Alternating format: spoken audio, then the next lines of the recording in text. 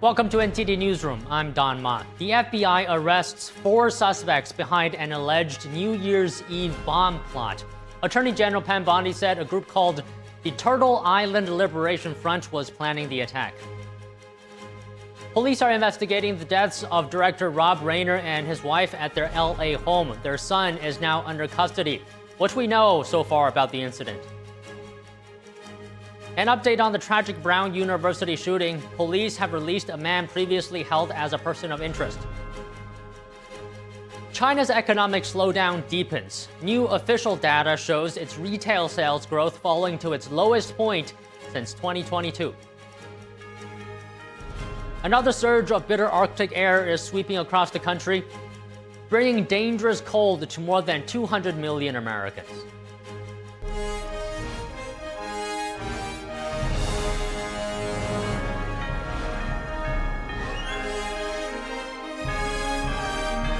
This is NTD Newsroom, live from our global headquarters in New York City. Good afternoon, and thank you for joining us today. The FBI says it has thwarted a bomb plot against multiple targets in Los Angeles and Orange County. The U.S. Attorney for the Central District of California said the suspects are members of the Turtle Island Liberation Front. According to its own social media, the Turtle Island Liberation Front describes itself as an anti-capitalist, anti-government movement. The U.S. Attorney for the Central District of California said one of the defendants helped organize a more radical part of the organization called the Order of the Black Lotus. He said all of the defendants are members. FBI Director Kash Patel said the suspects were planning coordinated IED bombing attacks on New Year's Eve. Patel said they had been targeting 5 separate locations across Southern California. Bondi said targets included immigration enforcement agents and vehicles. 4 suspects were arrested Friday when they attempted to build and detonate explosive devices in the desert. The U.S. Attorney for the Central District of California said all 4 defendants are from the Los Angeles area. Patel said a 5th suspect linked to the group was arrested in New Orleans. He said that individual had been planning a separate attack. An update on the tragic shooting at Brown University. Police have released a man held as a person of interest in the incident that left 2 students dead and 9 injured.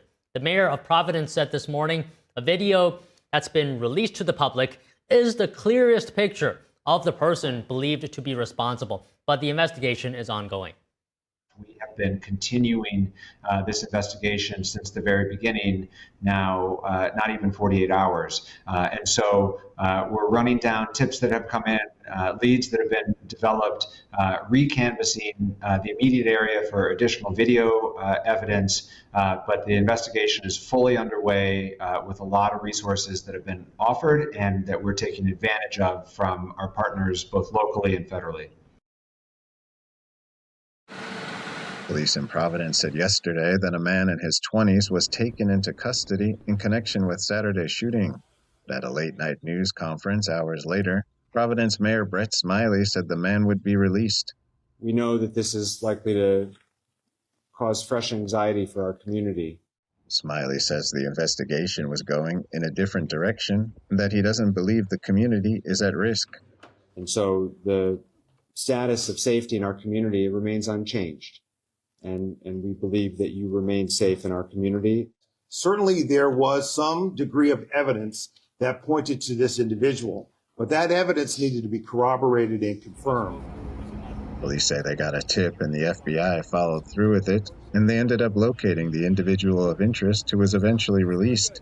FBI Director Kash Patel yesterday said the agency activated the FBI's Cellular Analysis Survey team to provide critical geolocation capabilities. Authorities say 7 of the injured are in stable condition, 1 is recovering but still in critical condition, and 1 has been discharged from the hospital. First fatality in the shooting has been named as Ella Cook, a sophomore who served as vice president of the campus College Republicans. Her identity was confirmed by her parish in Alabama and by a former classmate.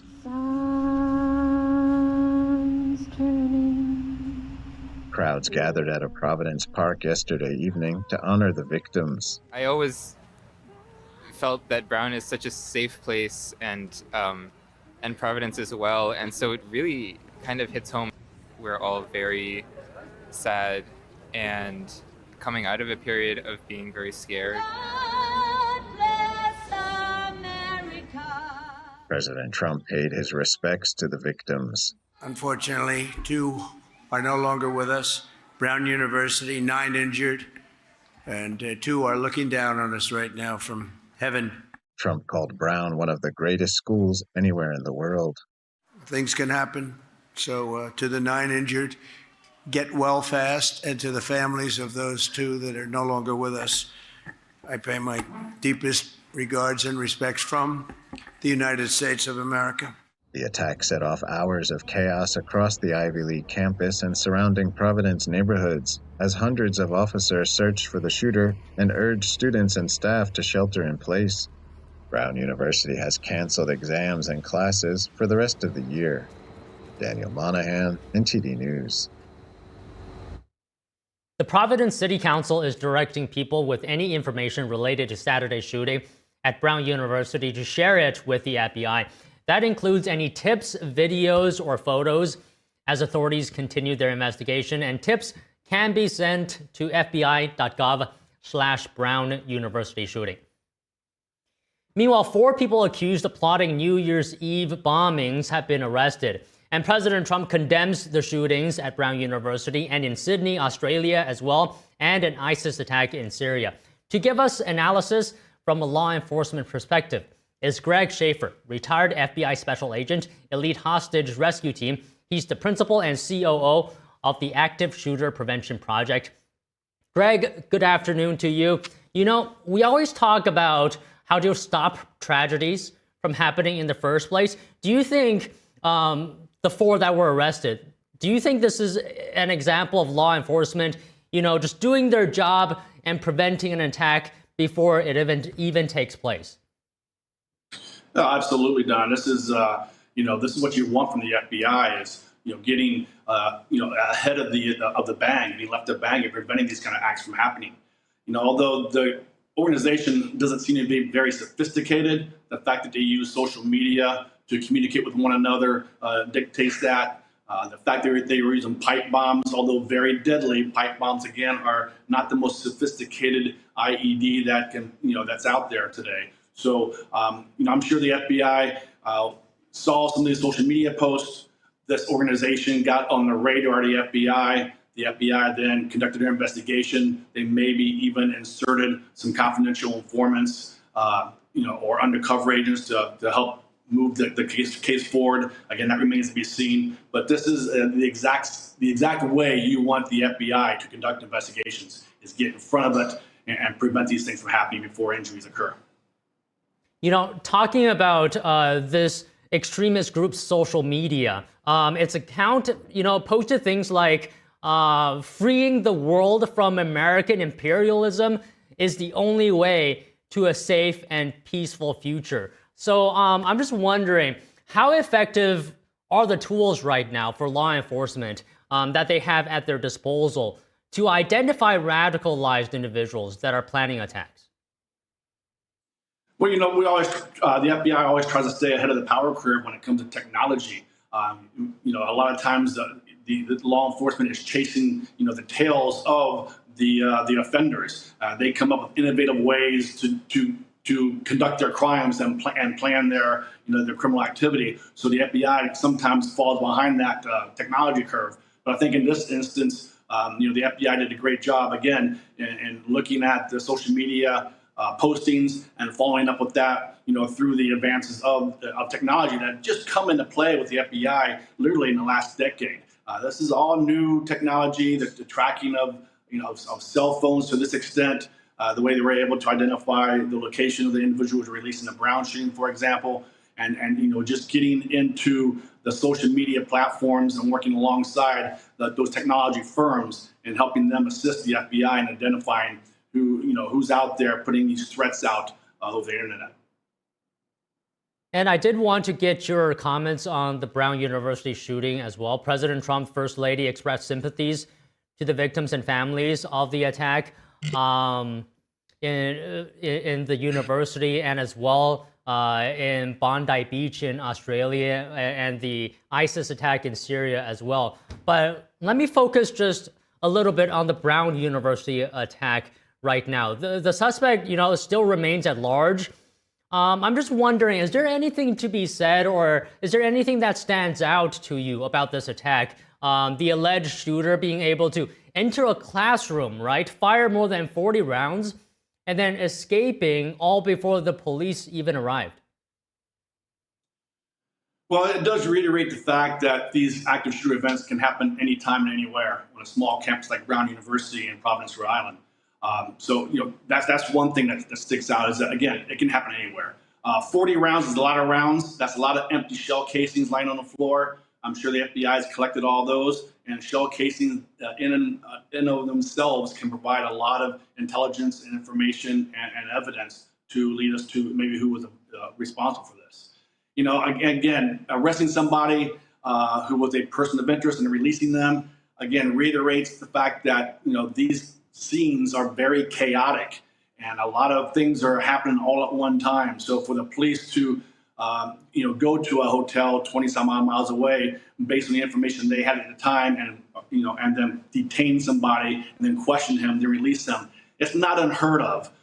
You look back to the 1996 Atlanta Olympic bombing, and the same thing happened there with an individual who was detained by police for a while. So again, these crime scenes are very chaotic, especially in the first hours. What is discouraging is the fact that there's so few cameras on that college campus that were able to capture, photos or videos of this individual.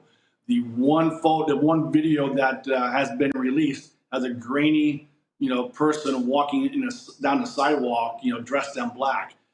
Personally, he could be fleeing the scene because he heard the gunfire. Who knows? But that video does not give a lot of confidence to me that might be the person they're looking for. It's too innocuous at this time.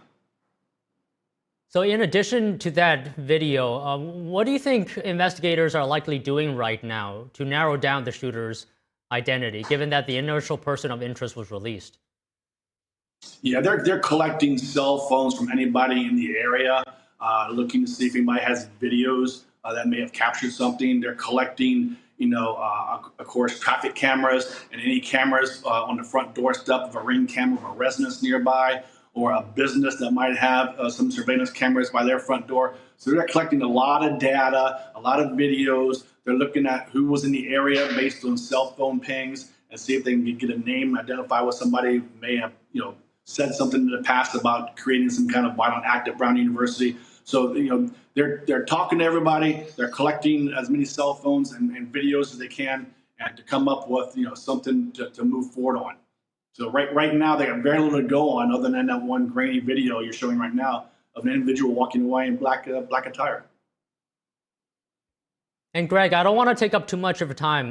Let me just get a couple more comments from you on the Syria attack, and then we'll end with the Australia attack. So U.S. soldiers and a civilian interpreter were killed by an apparent ISIS gunman. Can you speak to how active ISIS is in Syria right now?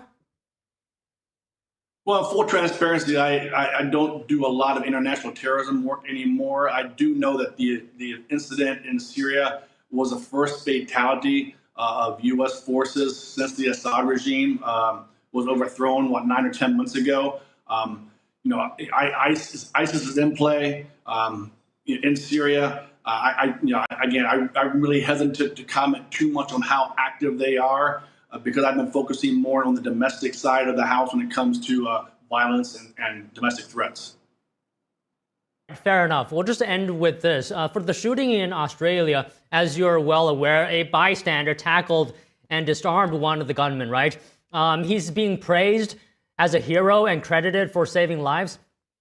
Talk to us about the importance of acknowledging acts of heroism from people like this, like Ahmed Al-Ahmed, who was also shot, by the way.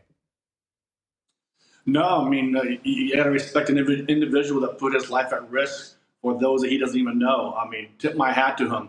We should definitely, recognize this individual as a hero. Undoubtedly, he did save lives. He disarmed the shooter from a shotgun, which is just a very, very nice weapon to use if you want to create a lot of critical incidents and a lot of bloodshed. So that individual should definitely be hailed as a hero.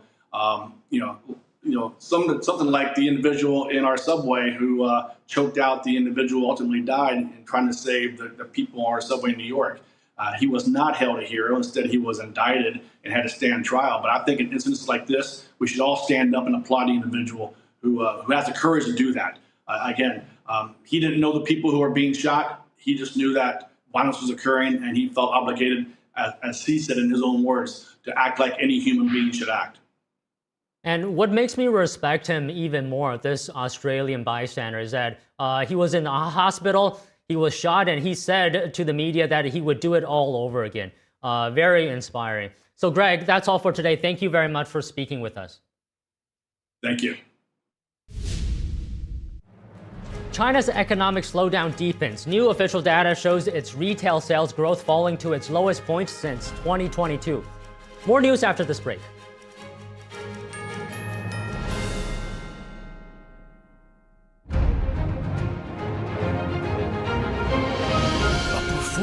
That truly matters for each and every one of us. This is what you've been waiting for.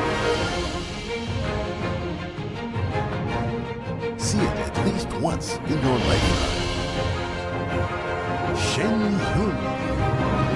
Get tickets now at shenyun.com.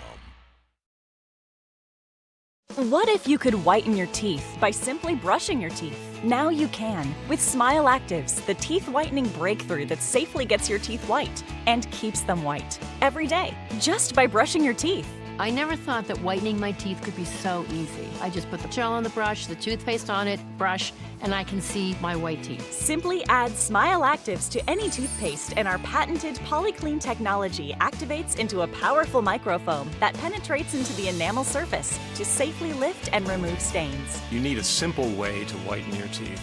Without strips, without trays, without going to the dentist. And it was about time that a product was developed that you would be able to do that with just brushing. And now, Smile Actives is even better with new Pro Whitening Gel with 33% greater whitening power, clinically shown to whiten teeth faster, up to 8 shades. 100% of users saw whiter teeth. On food stains, coffee and wine stains, even on veneers, crowns, and dentures. I eat the blueberries, I drink the coffee, and I know that Smile Actives will keep my teeth white every day. If you could use something so easy like Smile Actives to take yellow teeth to white teeth, why wouldn't you? Why spend hundreds of dollars for whitening treatments at the dentist when now you can whiten your teeth with new Smile Actives Pro Whitening Gel every time you brush your teeth? Call or go to smileactives.com and for a limited time get new Pro Whitening Gel for just $24.95. Order in the next 5 minutes and buy one get one absolutely free for just $24.95. That's 2 for 1 and save 58%. We'll even include free shipping. Get your teeth whiter guaranteed or return it within 60 days for your money back. I smile every day now. The difference is literally night and day. So now I'm always smiling, always choosing, because now my teeth are much whiter. This offer is not available in stores, so call or click now before the special buy one get one free offer goes away. I've stayed hidden for decades, but I had to come back because they started selling Folicious at Walmart. This isn't your average soup. It's made with real beef tallow and fresh spices. They think I survive on berries and bark, but this is real pho with real broth. And I'm never going back. They followed the smell of the pho. I gotta move. If they find this stash, it's over. Folicious. Restaurant quality, anywhere.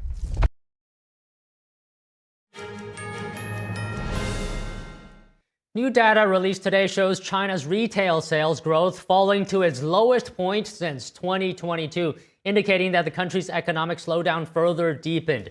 Joining us to discuss is Daniel Lacalle, chief economist at Tresses Hedge Fund, international financial analyst, and the author of the book Freedom or Equality. Daniel, very good to see you. Good afternoon. Can you just start off to talk to us about how significant is this sharp slowdown in retail sales? last month. Is it an indicator of weakening consumer confidence? Thank you very much, Don. It absolutely is. And it's very, very important because you may remember that the Chinese government centered all its economic growth plan and its strategy to improve its position relative to the export market on strengthening the consumer segment. A lot of the messages coming from the administration, from the government in China, were highlighting that if the Chinese citizens started to consume as they expected, then they would not have to rely on exports as much, and that would certainly strengthen the industrial and productive sector and bring back also the real estate sector. So what I find very important is that the slowdown, which now is being sort of diminished or at least talked like not important by the Chinese government, is actually very relevant because it is highlighting that the precise policy of the Chinese government, which was to strengthen and increase domestic consumption, is not working at all. And it's logical because the slowdown in economic growth is leading also to a slowdown in salaries. The weakness in employment is showing that youth employment has risen way too fast. And all those elements are making it impossible for domestic consumption to rise as much as the government wanted in order to offset the weakness of exports to the United States. So, Daniel, what would you say is the original sin, if you will? What has started this this effect of weak consumer confidence? Because it doesn't just happen overnight. Exactly. It doesn't happen overnight. There's a lot of incorrect policies that have been added one on top of the other. Number one, creating an entire economic system based on very, very low wages and a system in which the economy and the social fabric of the economy depends on each individual. Therefore, low wages and a very small level of social protection fabric create an environment in which citizens simply cannot increase consumption. Furthermore, those that had been able to save in the past years saved mostly in debt or paper coming from the real estate and construction companies. And those have been falling like a domino, and you have seen all the bankruptcies that have been published in the last months. All these elements go and add together in an explosive combination. Low wages, very, very weak social protection fabric, and at the same time, the demolishing of savings of a lot of private citizens that virtually saw their entire life savings disappear with the bankruptcies of the commercial paper of real estate companies. All those things have been very, very negative for the Chinese consumer. Okay, speaking of real estate, maybe you can give us your comments on the property sector, because if we're looking at the data here, China's property investment through November fell nearly 16%. So how are you feeling about the property sector right now? Well, the problem of the property sector in China is that the government was too obsessed about the idea of controlling the bursting of the real estate bubble.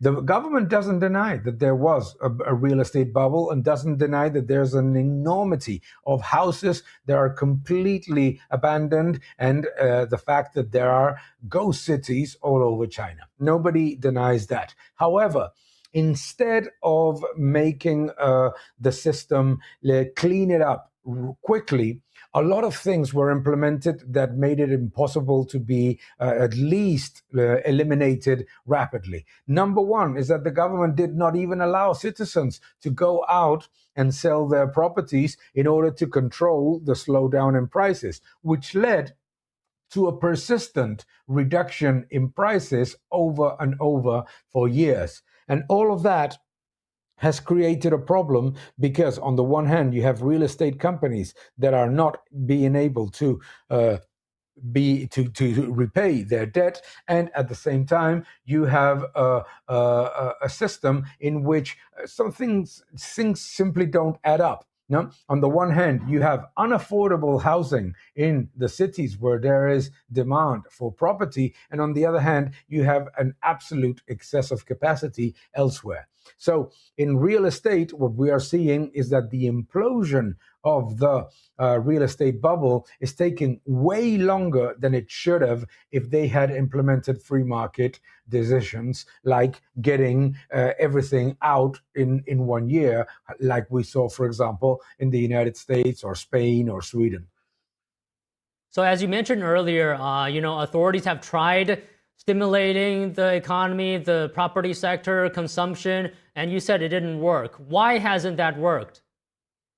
Because you cannot have a low wage, low productivity economy based on making a lot of things very, very quickly and exporting them in order to keep everybody employed, and at the same time get people to consume the way that US people or US citizens or European citizens do. You need high wages. You need social protection fabric. You need a financial system that has freedom of capital and that doesn't have capital controls. Therefore, Chinese citizens, on the one hand, cannot spend and try to save as much as they can. And on the other hand, when they are trying to spend the way that they want to, they have capital controls. The problem of the Chinese economy is that you cannot have bake the cake and eat it. You cannot, on the one hand, say that you are going to have a completely controlled economic system in which you are keeping very low wages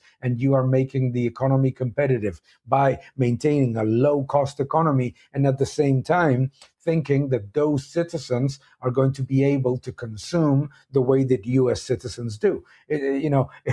Those things don't go together. You need a big middle class. You need a big fabric of protection that allows citizens to have credit cards, that allows citizens to use their funds the way that they want to. With sometimes they can make a mistake, sometimes they don't. But you cannot impose capital controls and at the same time expect citizens to spend more. That is why when you travel around China, you see all these gigantic shopping malls that are completely empty. Is that citizens simply cannot go out and purchase. It's virtually impossible to get the credit card and the payment system that the West has if you don't have a rising wage and high productivity economy. The Chinese economy is a high productivity one in technology, but in most parts of the economy is a very, very low wage, low cost competitiveness type of economy.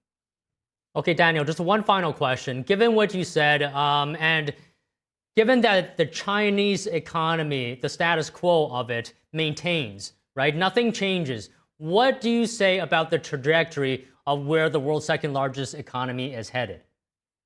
Oh, the economy is going to publish 5% per annum GDP growth. Don't doubt it. It's very simple. It's very easy to put a 5% print on the GDP growth of China when the economy is so controlled from the government perspective in terms of aggregate figures. But we're going to continue to see a weakening of the consumer and a weakening of the industrial sector that is not technology driven. Because the Achilles heel of the Chinese economy is working capital and the requirement of exporting as much as they can, because they cannot even reduce their working capital requirements with domestic consumption. So it's very, very challenging, because I don't think that you're going to see high wage growth and big employment gains when you have such a high level of youth unemployment that the government itself recognizes. So you need to let Chinese citizens move to other nations freely. You need to make Chinese citizens have the full availability and freedom of capital that we have in the West. You need to open the economy, and it's impossible for the Chinese economy to strengthen the way that that it can, because it's such an incredible country that has all the potential, but it cannot grow the way that it can and should with the increasing level of government intervention. What made China grow when the economy was opening was precisely that, was allowing private markets, private property, ownership of capital, ownership of savings and payments. And unfortunately, in the past 10 years, the government has gradually been implementing more and more control measures. And all of those have eroded the consumption, saving, and investment fabric of the Chinese economy, unfortunately. Well, Daniel, you made such a great point about how even if the consumer continues to weaken, the government can just, print a 5% GDP number on paper regardless. Well, it's been really good to speak with you this week. Thank you so much. Have a great day. Thank you very much, Don. Now to the ISIS attack over the weekend in Syria. U.S. military officials have now identified both American service members killed in the ambush. They are Sergeant Edgar Brian Torres Torvar, 25, and Sergeant Williams Nathaniel Howard, son of an Iowa police chief, 29. Both are with the Iowa Army National Guard. A civilian interpreter was also killed, and 3 other guardsmen were wounded. President Trump is warning of what he calls very serious retaliation. NTD's Melina Weisskopf has the details. A deadly ISIS ambush in Syria killed 2 troops from the Iowa National Guard. Iowa Governor Kim Reynolds said she's spoken to the victims' families. I ask that all Iowans stand united in supporting them and lifting them up in prayer during this incredibly difficult time. During a Christmas reception on Sunday, President Trump mentioned the terrorist attack several times, paying respects to the families and vowing to have justice. The families of those 2 that are no longer with us, I pay my deepest regards and respects from the United States of America. Thank you very much. It's a very important thing to say. And we mean it. I can tell you in Syria, there will be a lot of damage done to the people that did it. They got the individual person, but there'll be big damage done. The retaliation is expected to be a broader target of ISIS. Partner forces killed the gunman, and 5 with suspected ties have since been arrested. Lawmakers are encouraging the continued cooperation to totally dismantle ISIS. Trump rooted out and took out the ISIS caliphate in his first term without starting another forever war. He's going to do that again.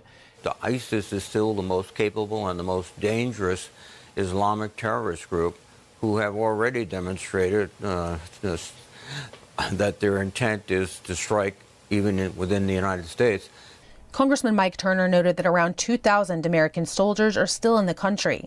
President Trump emphasizes that Syria's president was devastated by the news, and Syria will keep fighting alongside U.S. troops. Reporting from Washington, D.C., Melina Weisskopf, NTD News.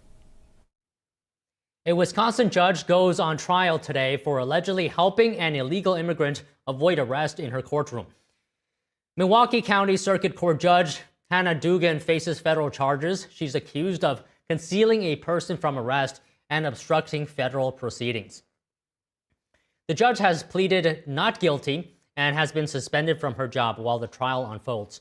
The case stems from an April incident in which ICE agents attempted to arrest illegal immigrant Eduardo Flores Ruiz after a domestic violence hearing. Prosecutors say Dugan diverted the agents and escorted Flores Ruiz and his attorney through a non-public exit.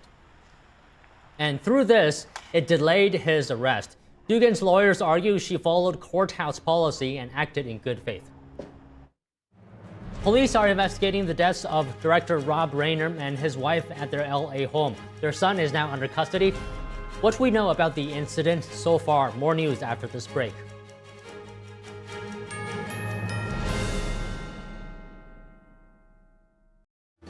Kids love it. Parents trust it. Obviously. Explore GJW Plus Kids Series and Ganjiang Campus courses led by expert educators. This is spectacular.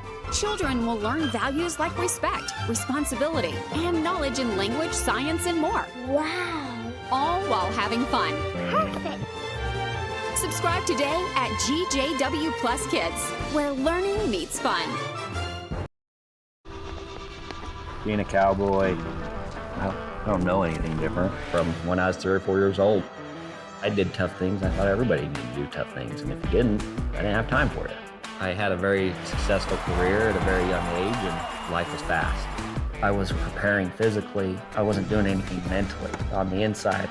And then I got hurt. I wanted to be better as a person, and I really dug into mental health. I start my day with 20-minute workouts. I live life 8 seconds at a time. Horses are so therapeutic. They know what you're feeling. When you're nervous, they're nervous. You won't say it back, but we're pals. I take a lot of responsibility in taking care of my kids, my family, and being there for them. You're gonna have tough days. Everybody does. Find a place to stop and just breathe. Love your mind.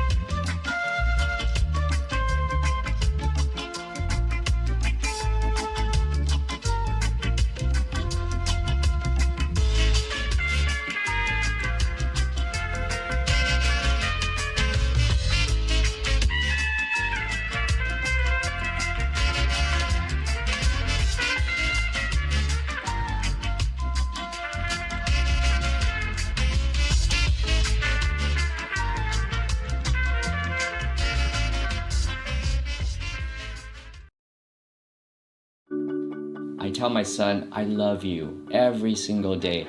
I love you. Now, my dad has never said that to me. Not because he doesn't love me, but because culturally it wasn't comfortable for him. Now that he's a grandfather, he says, I love you to my son every time he sees him. My advice to all the fathers out there, forget the cultural restrictions. They grow up way too fast for you to waste even a single precious moment.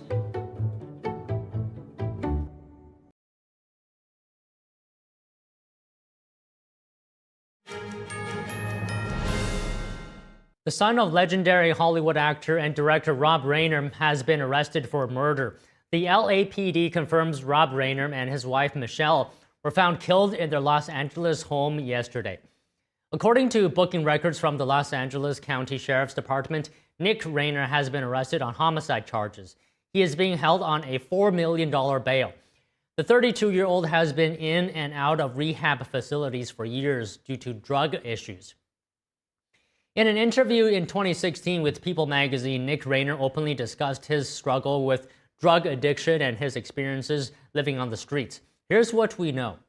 Actor-director Rob Reiner and his wife were found dead in their Los Angeles home on Sunday in a case that police are investigating as an apparent homicide. Los Angeles Mayor Karen Bass and California Governor Gavin Newsom have each released statements confirming the deaths of Reiner and his wife. In a post on social media, Bass wrote that Reiner's passing was a devastating loss for our city and our country.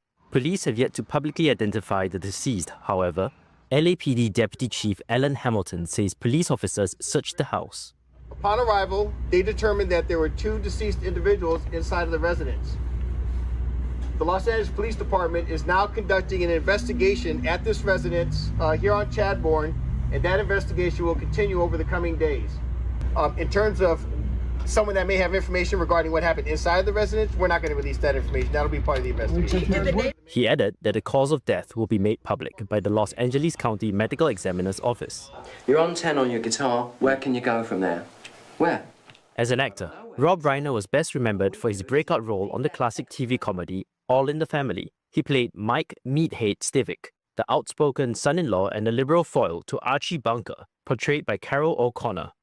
Reiner was also known for his filmmaking, directing some of Hollywood's most beloved movies. That includes The Princess Bride, This Is Spinal Tap, and When Harry Met Sally. His wife, Michelle Singer, once worked as a photographer. and famously captured the image of Donald Trump featured on the cover of Trump, The Art of the Deal. To discuss director Rob Reiner's passing, with us now is Christian Toto, award-winning film critic and host of the Hollywood in Toto podcast. Christian, good afternoon to you. So you've described Reiner's run in the 80s as Spielberg-level great. Can you talk to us about that? Yeah, I mean, the titles speak for themselves. These aren't just movies, these aren't just hits, but they become enmeshed in the culture. The Princess Bride, Misery, Stand By Me. This is Spinal Tap. A lesser known film of his, which I thought was wonderful, was The Sure Thing. So many movies, so many indelible performances, and he was able to kind of bounce between genres. You had a mockumentary when they really weren't making that many mockumentaries. You had a rom-com, you've had thrillers, you've had dramatic performances. He did A Few Good Men. He could do it all. And, that power didn't last through the decades. In recent years, his films the quality just hasn't been there. But boy, when he was on target, there was no one quite like him. And you also say Reiner was a master at comedy, right? But his film Misery, maybe a perfect Stephen King adaptation. Any comments on that? Yeah, I think for many years, Hollywood struggled to get that Stephen King tone just right.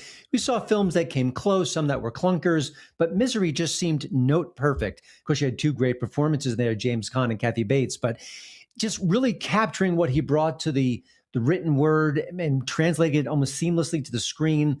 A great story, a great movie, a two-hander, as they say, with not a lot of action in theory, but just complete tension. And also something that was oddly relatable. What if a superstar was trapped by his biggest fan and she wasn't quite all right? So just a memorable movie and just an example of how good he could be directing films. And of course, segueing from a sitcom actor into a popular director, another weird and not always successful transition. He made it look easy. And why do you think that is? If you can just condense it into one thing, if possible, I mean, what made Reiner unique in cinema specifically? I mean, I think he had great instincts. Obviously, growing up, his dad was Carl Reiner, one of the funniest people around.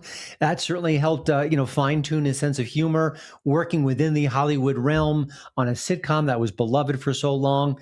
It's just talent, absolute talent. And, his movies, sometimes a director may make great movies and the public doesn't quite latch on to them.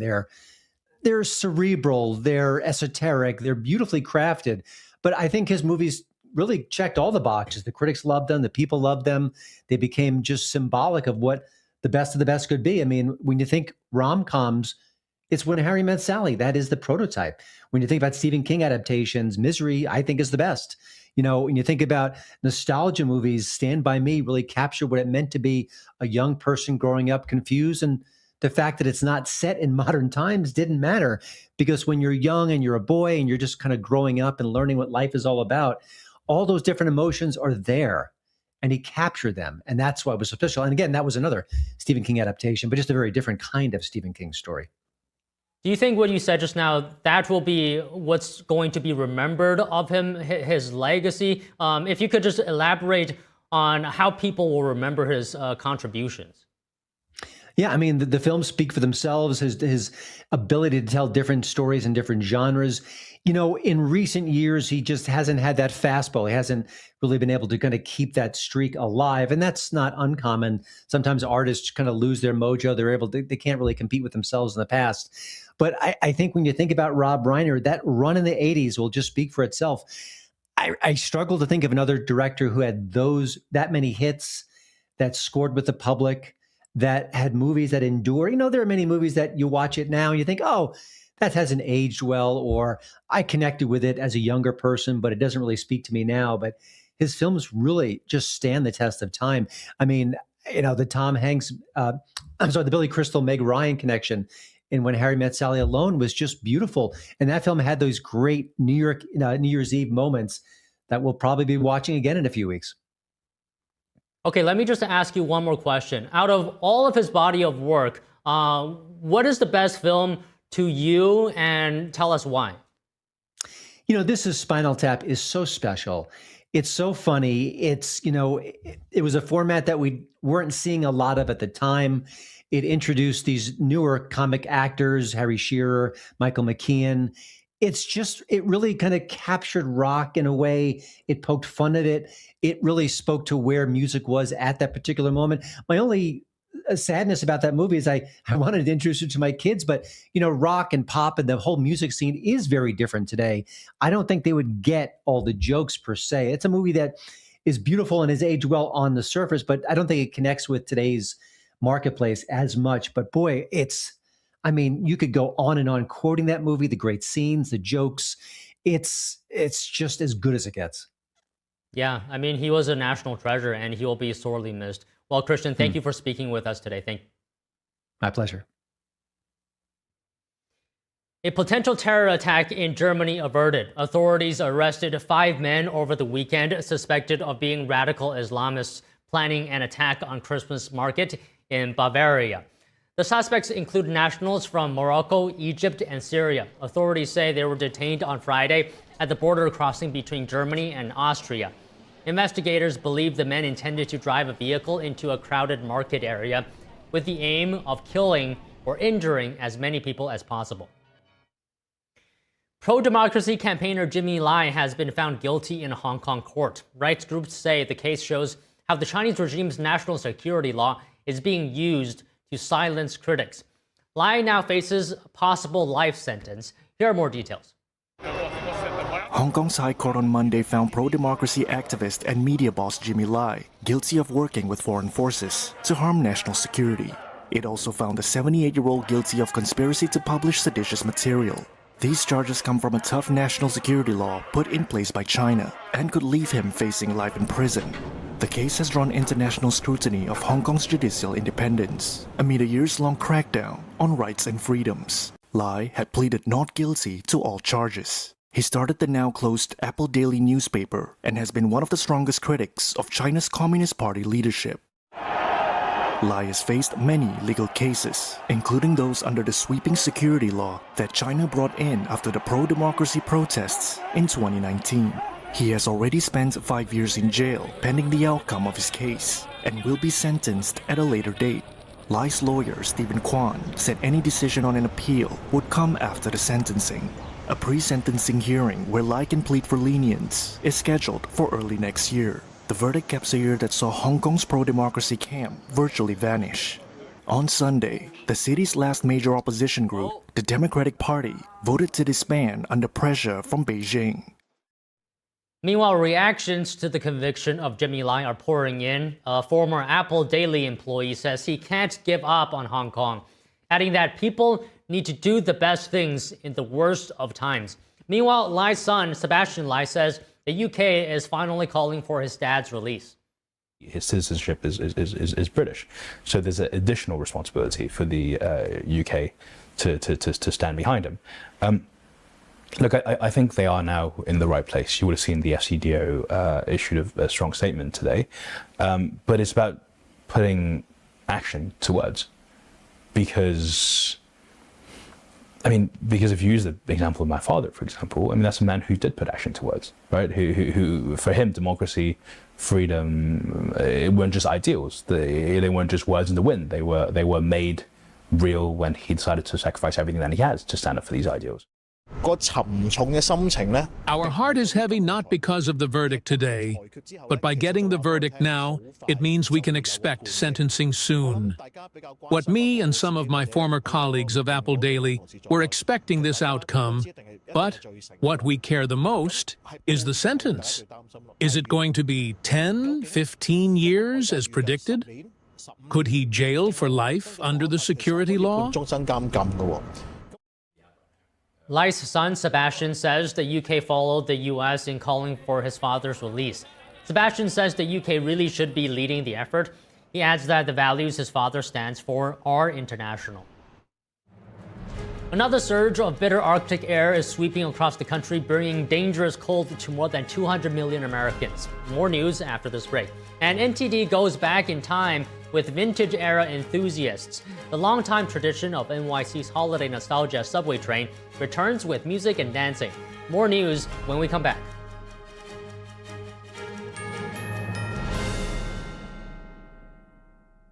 Now's the time to to get your home ready for hosting with the holiday savings event at Mathis Home. They have over 100 dining sets in stock with the styles you like at incredible values. This set is a great deal. You get the contemporary trestle table and 4 comfy side chairs, all 5 pieces for just $6.99. And you don't have to wait. With fast and easy financing and free delivery, you can enjoy your new dining set tonight. Get the lowest prices of the year during the holiday savings event at your furniture superstore, Mathis Home. I've stayed hidden for decades, but I had to come back because they started selling Folicious at Walmart. This isn't your average soup. It's made with real beef tallow and fresh spices. They think I survive on berries and bark, but this is real pho with real broth. And I'm never going back. They followed the smell of the pho. I gotta move. If they find this stash, it's over. Folicious. Restaurant quality, anywhere. I'm Amy Grant, and I want to talk to you from my heart about the heart. I would have been the last person on the list to say this woman has a problem with her heart.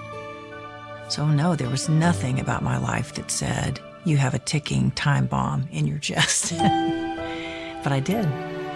I wound up in the office of a cardiologist because I was there with my husband. And at the tail end of that, the cardiologist looked at me and said, I want to see you. No one was more surprised than I was to learn I was living with a rare heart condition. He said, Amy, this condition, you'll be fine, and then catastrophic.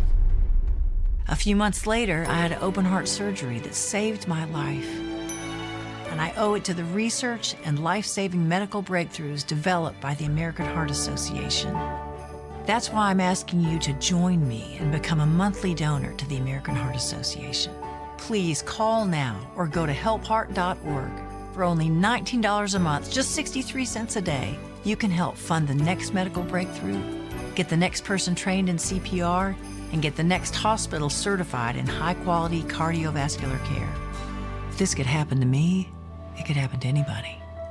Heart disease is America's #1 killer, but your support can save your life or the life of someone you love.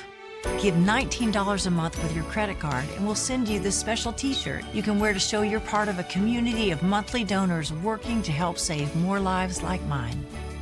I'm grateful for the American Heart Association. Their research gave me more time to do the things I love with the people I love. So listen to your heart. I'm here today because I did. Call the number on your screen or go to helpheart.org now to become a monthly donor. Give this holiday season and your first month's gift will be matched. Thank you.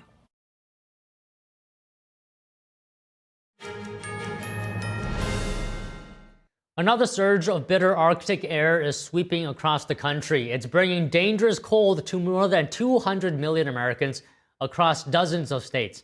Forecasters warn the Arctic blast will push into the northeast and southeast today, bringing life-threatening cold and the potential for frostbite and hypothermia. Temperatures across the northern tier plunged far below average over the weekend, with readings nearing -30 in parts of the upper Midwest. A major winter storm also disrupted travel across the northeast yesterday, causing widespread flight delays, cancellations, and power outages. Airports across the New York City region reported delays of several hours. The temperature in the Russian city of Yakutsk dropped to -49 degrees today, but some locals didn't appear to mind. Here's what some residents had to say about the bitter cold. Погода отличная. The weather is excellent. The winter has arrived. Proper cold. Есть такое выражение. As a saying goes, there is no bad weather, but only bad clothing. Dress up warm and everything is going to be fine. Yakutsk has a population of 300,000 in Russia's eastern Siberia. It's widely considered to be the world's coldest major city. Local officials said that schools had to switch to online classes to help people cope with the frigid temperatures. Despite all that, public transport was operating normally and businesses and companies stuck to normal working hours. And 3-time Super Bowl winning quarterback Patrick Mahomes has suffered a torn ACL in his left knee. The injury happened during the Kansas City Chiefs' loss to the Los Angeles Chargers yesterday. The injury occurred with just under 2 minutes remaining in the 16-13 defeat. The loss eliminated Kansas City from the playoffs for the first time in Mahomes' career. Mahomes was helped off the field by medical staff after being taken down from behind Chargers' Deshaun Hand. Backup quarterback Gardner Minshew took over but threw a late interception, sealing the Chargers' win. An MRI confirmed the seriousness of the injury. Mahomes said the Chiefs are exploring surgical options. Mahomes said the injury hurts but vowed to come back stronger. 'Tis the season at Hampton Court Palace in London. Once home to the King Henry VIII, Tudor culinary traditions are alive and well. NTD's Andrew Thomas has more on the festivities. King Henry VIII was known for his appetite. Here at Hampton Court Palace, 14 different kitchens cook up traditional meals. Natalie Williams is a historic kitchen interpreter here. She researches historic recipes and works on them in costume for guests. We're recreating Tudor history, Tudor feasting, by having some meat on the fire. We've got some beef, which we're currently roasting. We're also making some marchpane, so we're going to be making some figures. Drinks feature spice-infused libations, beers, and different varieties of wine. Tongue and jelly, quince pies, and orange tarts were also popular festive treats.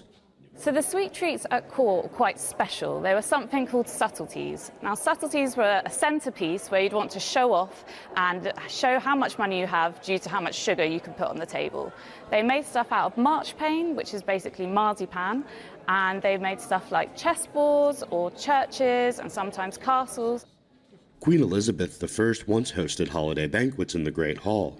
Even William Shakespeare performed for King James I at the palace during the Christmas season in 1603. Host James Peacock says it was a busy time at Hampton Court Palace. Nowadays, we do most of our partying in the lead up to Christmas, but back then it was the opposite. Christmas would then start really on the 25th of December and go for the 12 nights, and there was always a lot going on. Peacock says the festivities weren't just about the holidays, they were political as well. Anyone who hoped to remain in power, hoped to remain in favour with the monarch, would show up at Christmas, particularly for at least some of the festivities. But they would hope to be around, particularly on the 1st of January, on the gift-giving day. The festive fair is in its 10th year at Hampton Court Palace. Andrew Thomas, NTD News. The U.S. is planning to extend NATO-like security guarantees to Ukraine as part of a peace deal. The Trump administration praises the move, saying it would be a major win for Ukraine. Find out more after the break.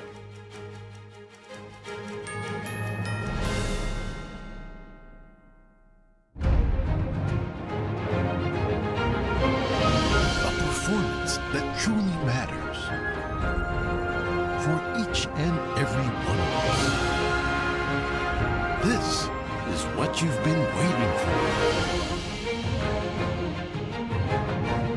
See it at least once in your lifetime. Shen Yun. Get tickets now at shenyun.com. I didn't ask to lose my mother or to be abused at 5 years old. I didn't ask to be kicked out of my house with nowhere to go. I didn't ask for any of this. But I did ask for help, and Covenant House was there. Thanks to their love and support, and to generous people like you, I got what I needed to take control of my life. For the young people who didn't ask to be put in unthinkable situations, Covenant House is there providing safety, hope, and a brighter future.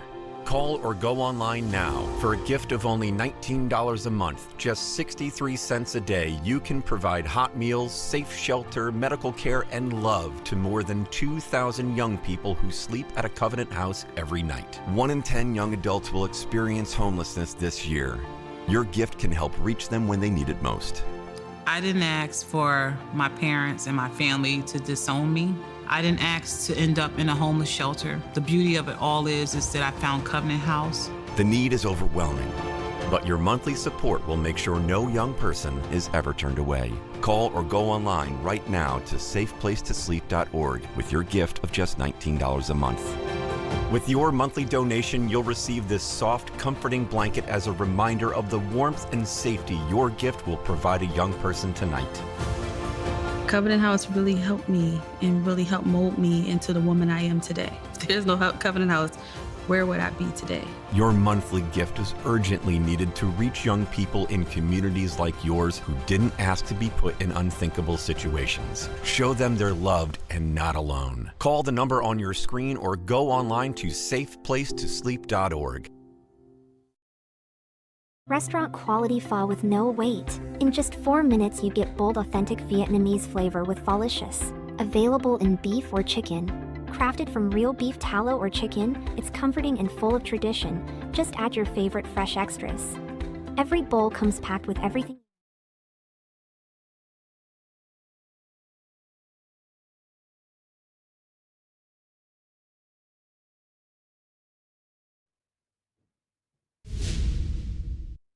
And welcome to NTD Newsroom. I'm Don Ma. This afternoon, President Trump participates in a Mexican border defense medal presentation at the Oval Office.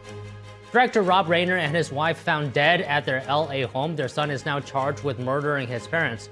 What do we know about the incident so far? The FBI arrests 4 suspects behind an alleged New Year's Eve bomb plot. Members of a group called the Turtle Island Liberation Front are accused of planning the attack. A JetBlue flight takes evasive action to avoid a mid-air collision with a U.S. Air Force plane near Venezuela. An air traffic control recording reveals more. The U.S. is planning to extend NATO-like security guarantees to Ukraine as part of a peace deal. The Trump administration praises the move, saying it will be a major win for Ukraine. A $7 billion critical minerals deal. The Trump administration and Korea Zinc unveil plans for a new facility in Tennessee.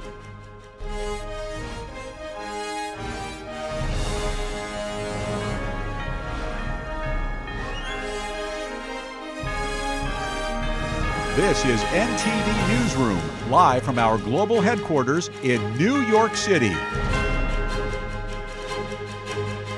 Thank you for staying with us. The FBI says it has thwarted a bomb plot against multiple targets in Los Angeles and Orange County, California. The U.S. Attorney for the Central District of California says the suspects are members of the Turtle Island Liberation Front.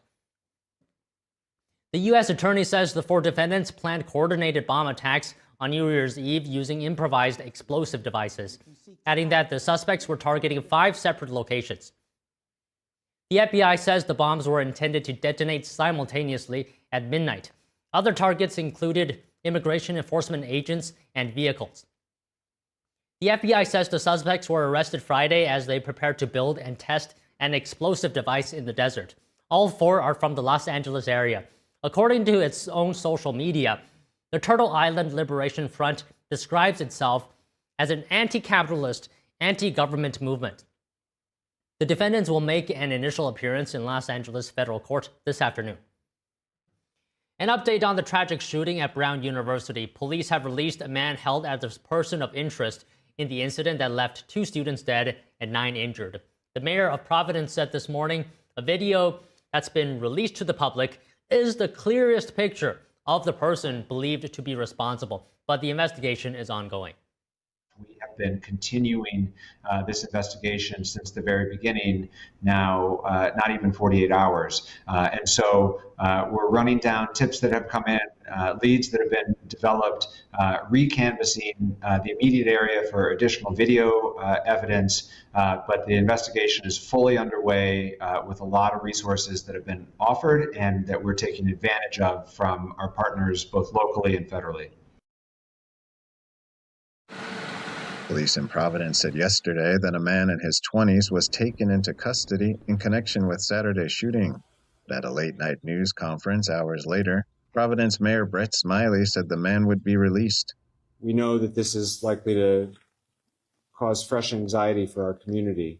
Smiley says the investigation was going in a different direction and that he doesn't believe the community is at risk.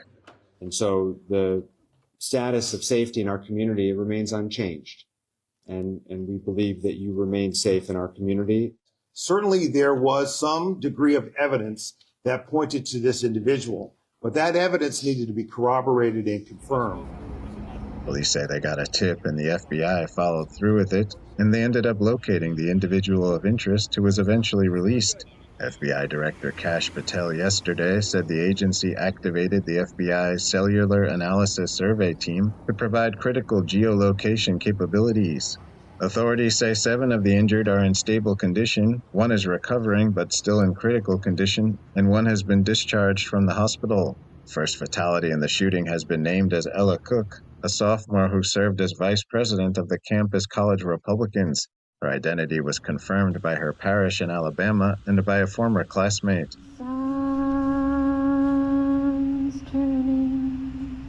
Crowds gathered at a Providence park yesterday evening to honor the victims. I always felt that Brown is such a safe place, and Providence as well, and so it really kind of hits home. We're all very sad and coming out of a period of being very scared. President Trump paid his respects to the victims. Unfortunately, 2 are no longer with us. Brown University, 9 injured, and 2 are looking down on us right now from heaven. Trump called Brown one of the greatest schools anywhere in the world. Things can happen, so to the 9 injured, get well fast, and to the families of those 2 that are no longer with us, I pay my deepest regards and respects from the United States of America. The attack set off hours of chaos across the Ivy League campus and surrounding Providence neighborhoods, as hundreds of officers searched for the shooter and urged students and staff to shelter in place. Brown University has canceled exams and classes for the rest of the year. Daniel Monahan, NTD News. The Providence City Council is directing people with any information related to Saturday's shooting at Brown University to share it with the FBI. That includes any tips, videos, or photos as authorities continue their investigation, and tips can be sent to fbi.gov/Brown University shooting.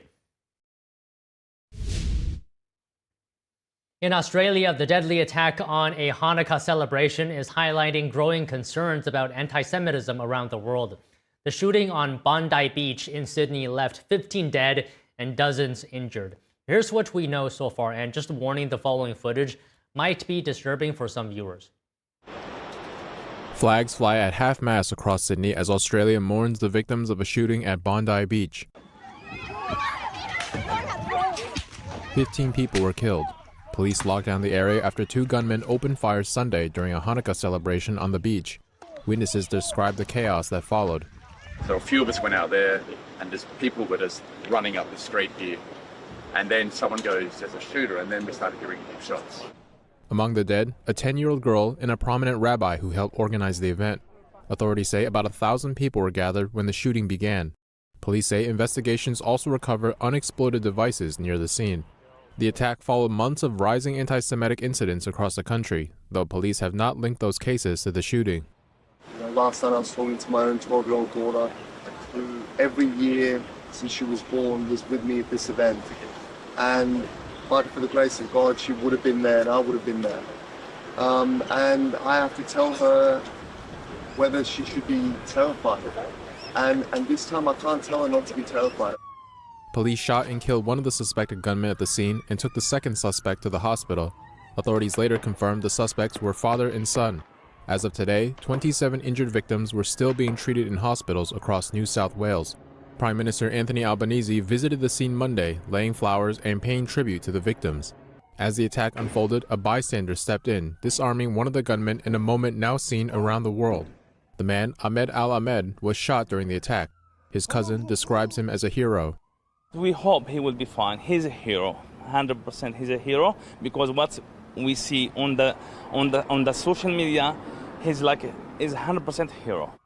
Video shows Ahmed crouching behind a car before rushing the gunman and wrestling the weapon away.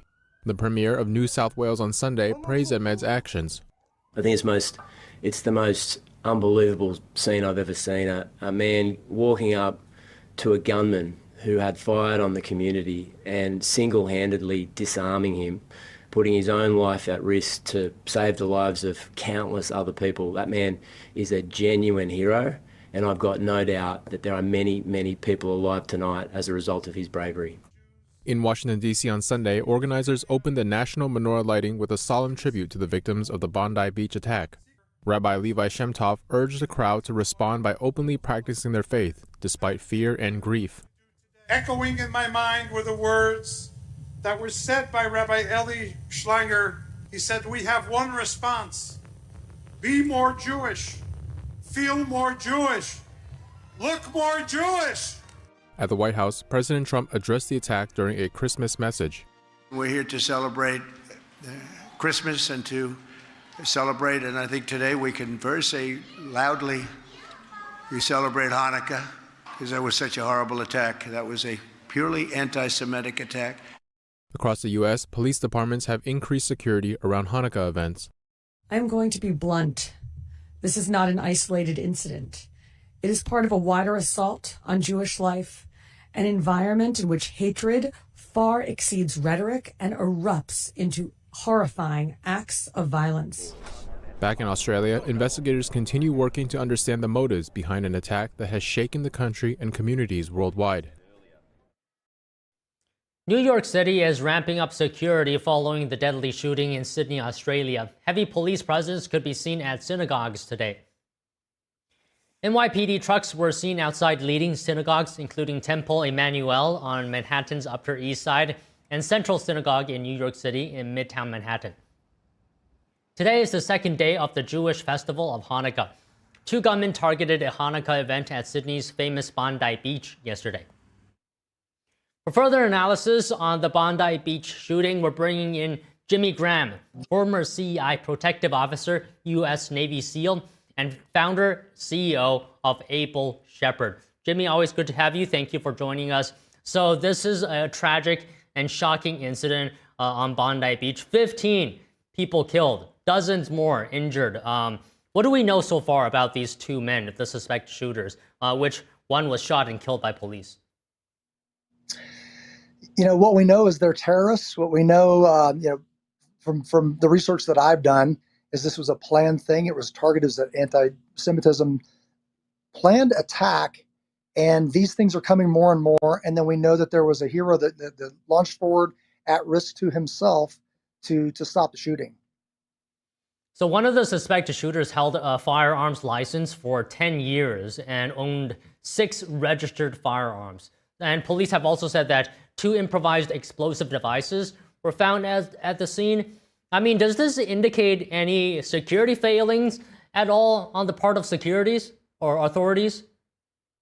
I would say on the part of a nation. So Australia has very strict gun laws, and I would say that's not working out for them, right? So in our nation, there's a lot more freedom with the Second Amendment, but there's also a lot more responsibility. So I think a lot of people want to blame guns and stop, raising healthy people. So if the people are the problem here, why are you attacking an inanimate object and try to blame that? Like, the guns didn't jump up and hurt people. It was people were the problem. So a person was the solution. It's very unfortunate. So what do you think? How do we solve the root of the problem? The root of the problem, again, is people. So how do we make people better? So very blessed to live in a nation where there was a foundation for this nation. And when people were closer to that foundation, it was safer, it was better. We say in my business, Able Shepherd, take care of one another. That's a pretty simple, motto. Take care of one another. You have to love one another again. So if you believe that people are made in the image of God, they have value, then you probably wouldn't murder them. So the further we get away from our foundation that built, in my opinion, the greatest nation in the history of the planet, more giving, more caring, provided more freedom, the nation tries to get into America for opportunities.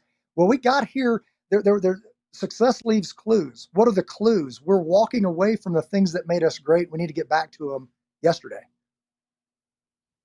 So earlier you called them terrorists, and in fact, the incident has been declared a terrorist attack.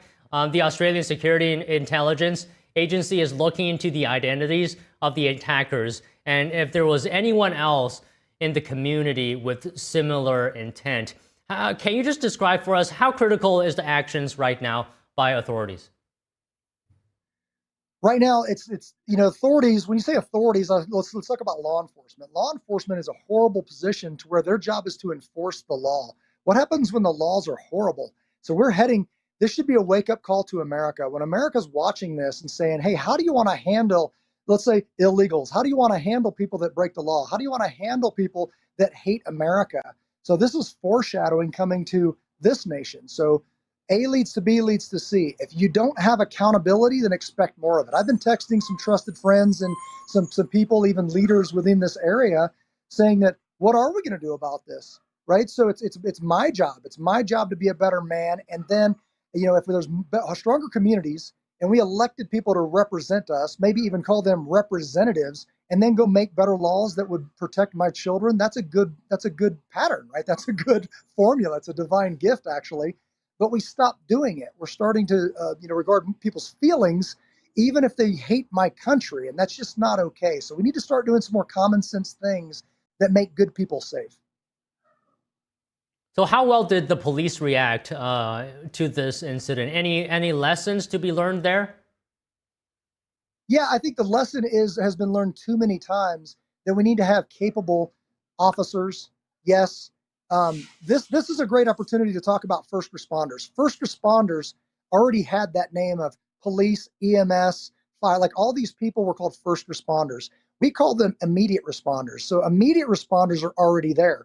This gentleman, this hero that went and wrestled the gun away from the shooter, like an unarmed person, immediate responders are already there. Like, if I had a heart attack right now, my staff right here would be immediate responders. They would immediately help me. So this whole thing of raising a nation saying, run, hide, die, it's called run, hide, fight, but you don't teach people how to fight. So run, hide, die is what we teach in this country, is just be a victim and go run and hide. This person was like, no, not run, hide, fight. It's like, I'm going to go fight because it can save others. Like, people are dying and that's not right, so I'm going to do something about it. I might get hurt or killed, but I don't have a choice. Why? Because ethically inside of me, I must go help these children. I must be the solution and have the confidence at risk to yourself. I mean, if you're a man of faith like myself, a Christian man, and saying, what's the worst that could happen? I could die and then go to heaven. Okay, so is it worth running over there, risking my life to save others? That used to be a common yes across this country. I don't know anymore. I don't know so much. Well, Jimmy, we always get great comments from you. Thank you for your time. I don't want to take up too much of it. I don't know if it's cold out there or not. Thank you very much. Thank you. God bless you guys. President Trump participates in the Mexican Border Defense Medal presentation in the Oval Office. Let's take a look. Finland, France, the United Kingdom, Poland, Norway, Denmark, and the Netherlands. We had very long and very good talks. And again, I think things are going along pretty well. 27,000 soldiers were killed last month. Shouldn't happen. Should have never happened. Should have never started. That war should have never, ever started. But it did, and we're trying to get it solved. That was Biden's situation. We're trying to get it done. And I think we're closer now, and they will tell you that they're closer now. We had numerous conversations with President Putin of Russia, and I think we're closer now than we have been ever. And we'll see what we can do. We want to save a lot of lives. We sell equipment to NATO. We don't spend any money, but we do want to see if we can save a lot of lives. When you're losing 25,000 to 30,000 soldiers, mostly soldiers, other people too, from towns, and like places like Kiev, various other places throughout Ukraine. It's pretty bad. Nobody's seen anything like it, actually, since World War II. But we're getting closer. We're having tremendous support from European leaders. They want to get it ended also. And at this moment, Russia wants to get it ended. The problem is they'll want to get it ended, and then all of a sudden they won't. And Ukraine will want to get it ended, and all of a sudden they won't. So we have to get them on the same page. But I think that's working along. Very good talk. On day one of my administration, I signed an executive order making it core mission of the United States military to protect and defend the homeland. And today, we're here to honor our military men and women for their central role in the protection of our border, something that I campaigned very, very strongly on, and they made me look really good. They were unbelievable. They made us all look good. I mean, we went from having millions of people pouring over our border to having none in the last 8 months, none. In a few moments, we'll officially recognize their service by awarding them the Mexican Border Defense Medal, which is a big deal. We're joined for this occasion by Secretary of War Pete Hegseth, Attorney General Pam Bondi, Chairman of the Joint Chiefs, General Dan Kane, Commander of U.S. Northern Command, General Gregory Gio, Commander of the Southern Border Task Force, Major General Scott Noman, Command Sergeant Major Brett Johnson of the U.S. Army's 10th Mountain Division, Administrator of the Drug Enforcement Agency, Terry Cole, and many other members of our administration who have done an incredible job on the border. You know, people forget now that the border has been secure for actually 7 months, think of it, more. And they don't mention the border anymore. Nobody talks about the border. They talk about affordability, and we're the ones that are bringing the prices down. We were given the worst inflation in our country's history, and we're bringing the prices down. But the affordability is on the Democrats because they have made it unaffordable to be in this country, but we're bringing those prices down, and they're coming down quickly. Energy is coming way down, and if you look, gasoline prices are hitting in many locations $1.99 a gallon. Nobody thought they'd see that. There were $4, $5, and $6 a gallon under Biden. In the 4 years before I took office, our southern border was surrendered to criminals, drug cartels, human traffickers, and child smugglers. Our entire southwest border on the Mexican side is under the physical control of cartels that are among the most violent entities nobody's ever seen anywhere on the planet, the most violent people on the planet. Remember when the Democrats and others, the radical left, used to say that the people they're allowing into our country, immigrants, are nice people. They're not violent like our people. Well, they make our people look like babies. These are some of the most violent criminals anywhere on earth from many countries, not just Venezuela. Venezuela emptied their jails into our country, but others have also. The Congo has. So many other countries have. And we don't put up with it.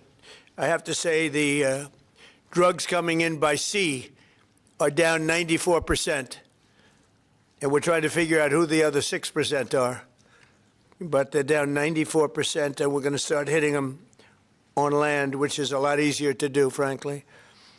But these are a direct military threat to the United States of America. They're trying to drug out our country. And you can look throughout history. Look at China when they were loaded up with drugs. They were suffering greatly, and others were able to take them over. And other countries also. They're trying to drug out our country, and we're reversing it rapidly, actually. But with the help of our great service members, we've stopped the invasion in its tracks, and we're dismantling the cartels very rapidly. And they are being declared enemies of the United States of America. They have been so declared, legally declared. More than 25,000 warriors have served in this historic operation. It is indeed an incredible and historic operation. And we've never done anything so effectively, and we've had a lot of victories. They've spent night and day enduring scorching hot and bitter cold, and they've given up their holidays and their weekends working with the officers of Customs and Border Protection. Our armed forces have already conducted nearly 13,000 patrols along the border, and today we give these great warriors the recognition that they have earned, and they have really earned it. The military component of our border security efforts is just the beginning. We're also designating the drug cartels as foreign terrorist organizations, a big deal from a legal standpoint and military standpoint. We've ended catch and release, and we endured and ensured that anyone who sets foot across our border illegally is intercepted, arrested, and immediately deported, or if they're really bad, they're put into prison because we don't want to ever take a chance if they come back. As a result, illegal border crossings have plummeted to the lowest level ever recorded in the history of our country. Think of that. The history of our country. You can all be very proud. For the past 7 months, 0 illegal aliens have been admitted to the United States of America. We inherited the worst border in the history of our country, one of the worst borders, I would say, in the world. I can't imagine any border in the world being worse when they allowed 25 million people to come in. And again, many of these people are gang members and from prisons and jails, from mental institutions and insane asylums. And some of the worst people on earth, they allowed to come into our country. We're getting a lot of them out. We've made a big dent. And the self-deportation is something nobody talks about, but literally millions of people are self-deporting because they don't want to be captured. Once they're captured, they don't have the chance to self-deport. They never have the chance to come back into our country. We inherited that border from an incompetent administration and turned it into the strongest border in the history of our country. So we took the worst border in the history of our country, and in a period of 2 months, we turned it into the strongest border in the history of our country. During this time, we've also achieved a 50% drop in the amount of fentanyl coming across the border, and China is working with us very closely on bringing down the number and the amount of fentanyl that's being shipped. You know, fentanyl is very bad when you mix it with certain ingredients, but it also is very important for medicine, for anesthesias, various other things. I want people to understand that. It's not made necessarily for bad. When it's mixed with certain things, it becomes bad. And that's what's taking place in Mexico. And we've got it down to a much lower number, not satisfactory, but it will be satisfactory soon. In May, we executed the largest fentanyl bust in the history of the U.S., seizing 3 million fentanyl pills all at one time. Think of that, 3 million pills. It's amounted to billions of dollars worth of drugs. And last month, we seized another 1.7 million fentanyl pills in the state of Colorado, the poorly run state of Colorado, with a governor who's incompetent. And frankly, with a governor that won't allow our wonderful Tina to come out of a jail, in a high-intensity jail, because she caught people cheating on an election, and they said she was cheating. She wasn't cheating.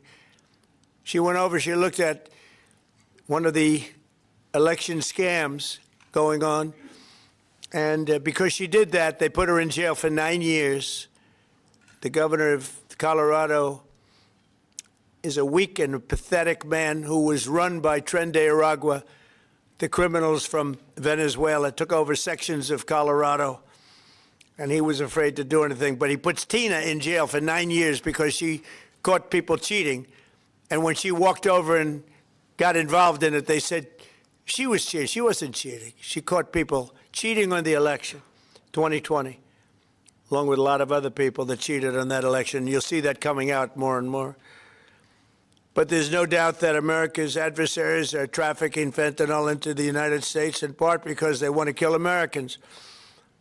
If this were a war, that would be one of the worst wars. I believe they killed, over the last 5 or 6 years, per year, 200 to 300,000 people. You hear about 100,000, which is a lot of people, but the number's much higher than that. That's been proven. And they've destroyed a lot of families. Because when they lose a child, or even if their child is heavily addicted, you lose that family. The family will never be the same. That's why today I'm taking one more step to protect Americans from the scourge of deadly fentanyl flooding into our country. With this historic executive order I will sign today, we're formally classifying fentanyl as a weapon of mass destruction, which is what it is.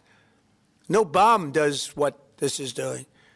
200 to 300,000 people die every year that we know of. So we're formally classifying fentanyl as a weapon of mass destruction. But before I sign the fentanyl order, we will pin these great service members with their medals And here today are the first 13 warriors who will receive the Mexican Border Defense Medal, which is a big deal. First, I'd like to ask Secretary Hegseth and Chairman Kane to say a few words. I'd like to have Tom Homan come up, please, if you would, say a few words. And I want to thank all of the people, Pam and everybody, Stephen Miller, great Stephen Miller, what a job he's doing, for being here. Thank you both. Appreciate it very much. We have so many great people here. But I do want to ask Tom to say a few words also. So, Pete, why don't you start it off, please? Thank you. Mr. President, thank you. I would echo what you said. This has been a team effort from the beginning. Tom Homan, Terry Cole, Stephen Miller, Pam Bondi, Christy Nome, Customs and Border Patrol, Protection. It has been one team, one mission to get 100% operational control of the southern border. You want to talk about America first, peace through strength and common sense? It all manifests in one basic phrase down there. Border security is national security. And we had the task of 100% control, and because of these men and women back here, we've achieved that. Nobody is crossing the southern border. And I want to give a big shout out to our Northern Command, General Guillot. From day one, our department didn't look at the border this way before you. Joe Biden allowed an invasion of this country. Tens of millions of people, drugs, gangs, violence, and the military jumped to it on day one with our partners. Ultimately, it was incredible Americans. There's 13 up here with us today.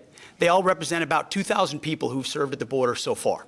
So 25,000 Americans qualify for this Mexican National Defense Border Medal that we're announcing today. And what's cool about this medal, it was actually first given out in 1918. So we're reviving an old medal that existed, was given to men and women who defended the southern border. We found out about it. We used the exact same foundry with the exact same imagery, same color, same medal, same everything. So our men and women will be wearing that very same medal as Americans 100 years before who were asked to defend the sovereignty of our country. President Trump was elected to do that. You have done that, Mr. President. We're proud of this mission. We're proud to defend the American people. And pinning these medals on is an example of how important it is to us. So thank you, Mr. President. Appreciate it. Thank you.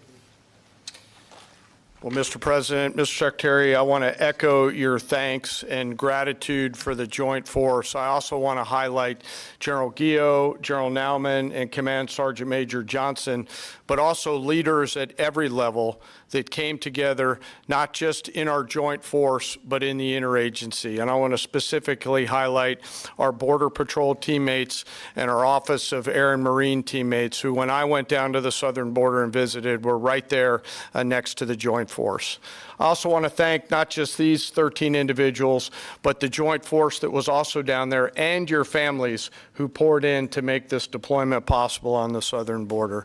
And of course, this time of the year, I'm always thinking about our currently deployed forces who are out there around the world doing our nation's business, and of course our fallen and their families who show us what courage and tenacity really are as they move forward after the loss of a service member. So thank you, Mr. President. Thank you, Mr. Secretary. Tom, please.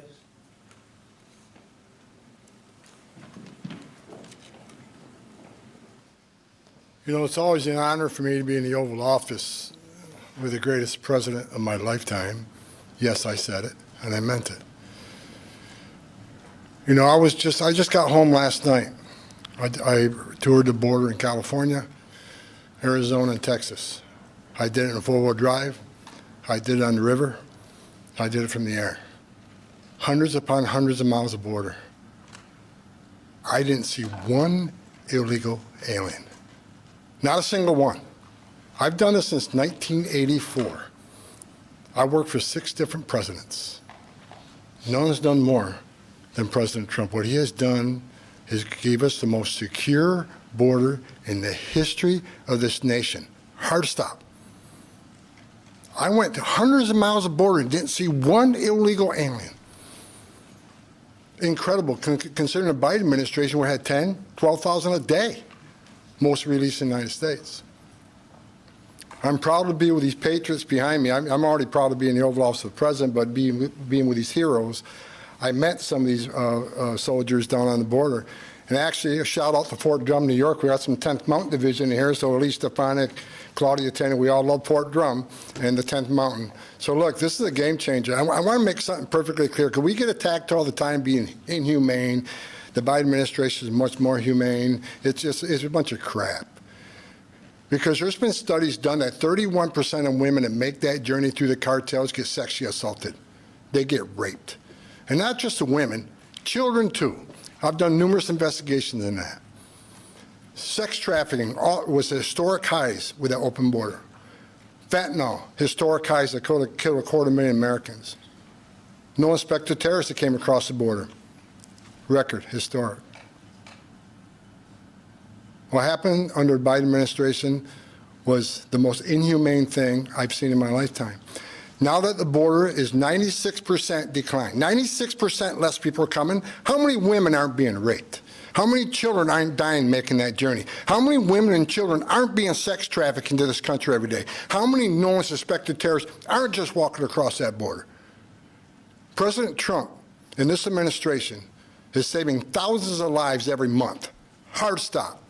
That's just a stone cold fact. I'm just proud to be a part of this. I work with Steve Miller every day. Steve Miller is one of the most brilliant people I've met in my entire life. President Trump brought together one hell of a team here, and the success proves. We all working together, one team, one fight. We're not done yet. We're going to keep going, and I guarantee you we can continue saving thousands and thousands of lives.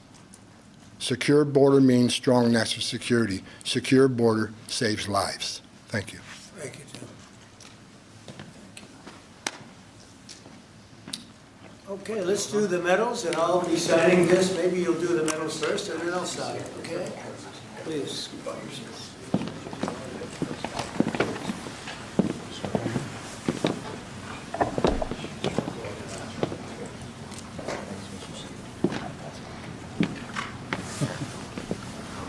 Nice medal. It's not bad.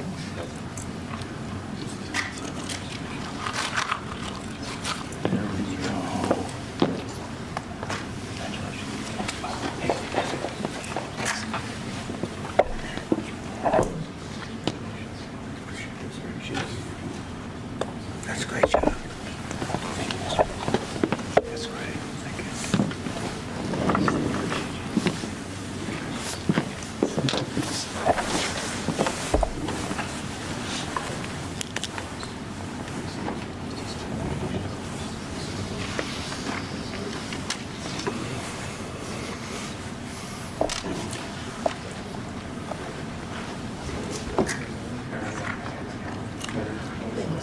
Great job. Great job, fellas. Thank you, Mr. President.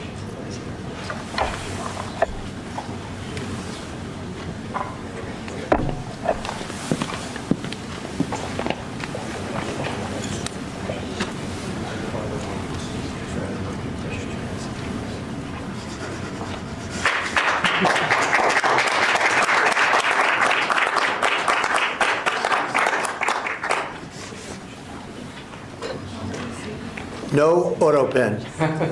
None, ever. We don't like auto pens, right? We don't like auto pens. How about gathering around me, and we'll hold this up. Congratulations, it's an amazing job. Come on around, come on around. Let's take a good picture.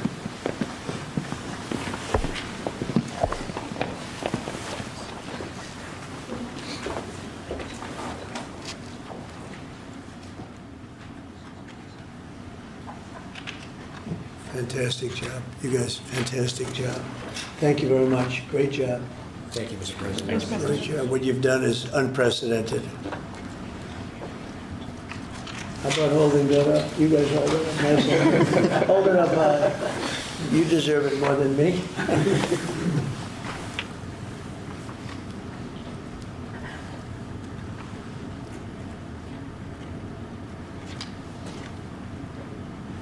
So I'm going to give you another medal, though, that may be more beautiful. I'm not sure it means as much, but it's really good, okay?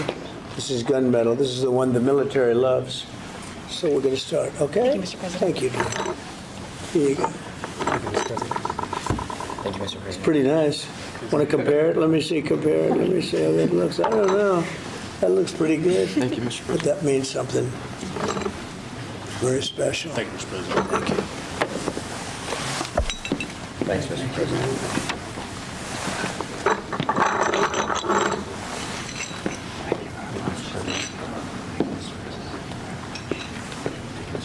what you can do, tie it around your neck. It's a nice ribbon. I think you'll like it. It's special. We don't give it to many people. Thank you, Mr. President. Thank you, Mr. President. Thank you, Mr. President. Come on over here. Come here. Look at this guy. The man's made it happen. That's 4 sides up big. That means a lot up there.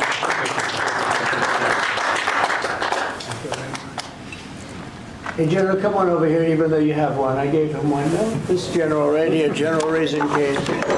He's a great general. Thanks very much. Well, thank you very much, everybody. It's an honor. This is a fantastic moment. I haven't done this before. And the job they've done on the border is unthinkable. What they left us with, that they would have open borders with millions of people, 25 million people, probably more than that, pouring into our border, totally unchecked and unvetted. Now we have the opposite. And we want people in our country, but they have to come in legally. And they know that, and they know they're not getting through, so now they don't even try.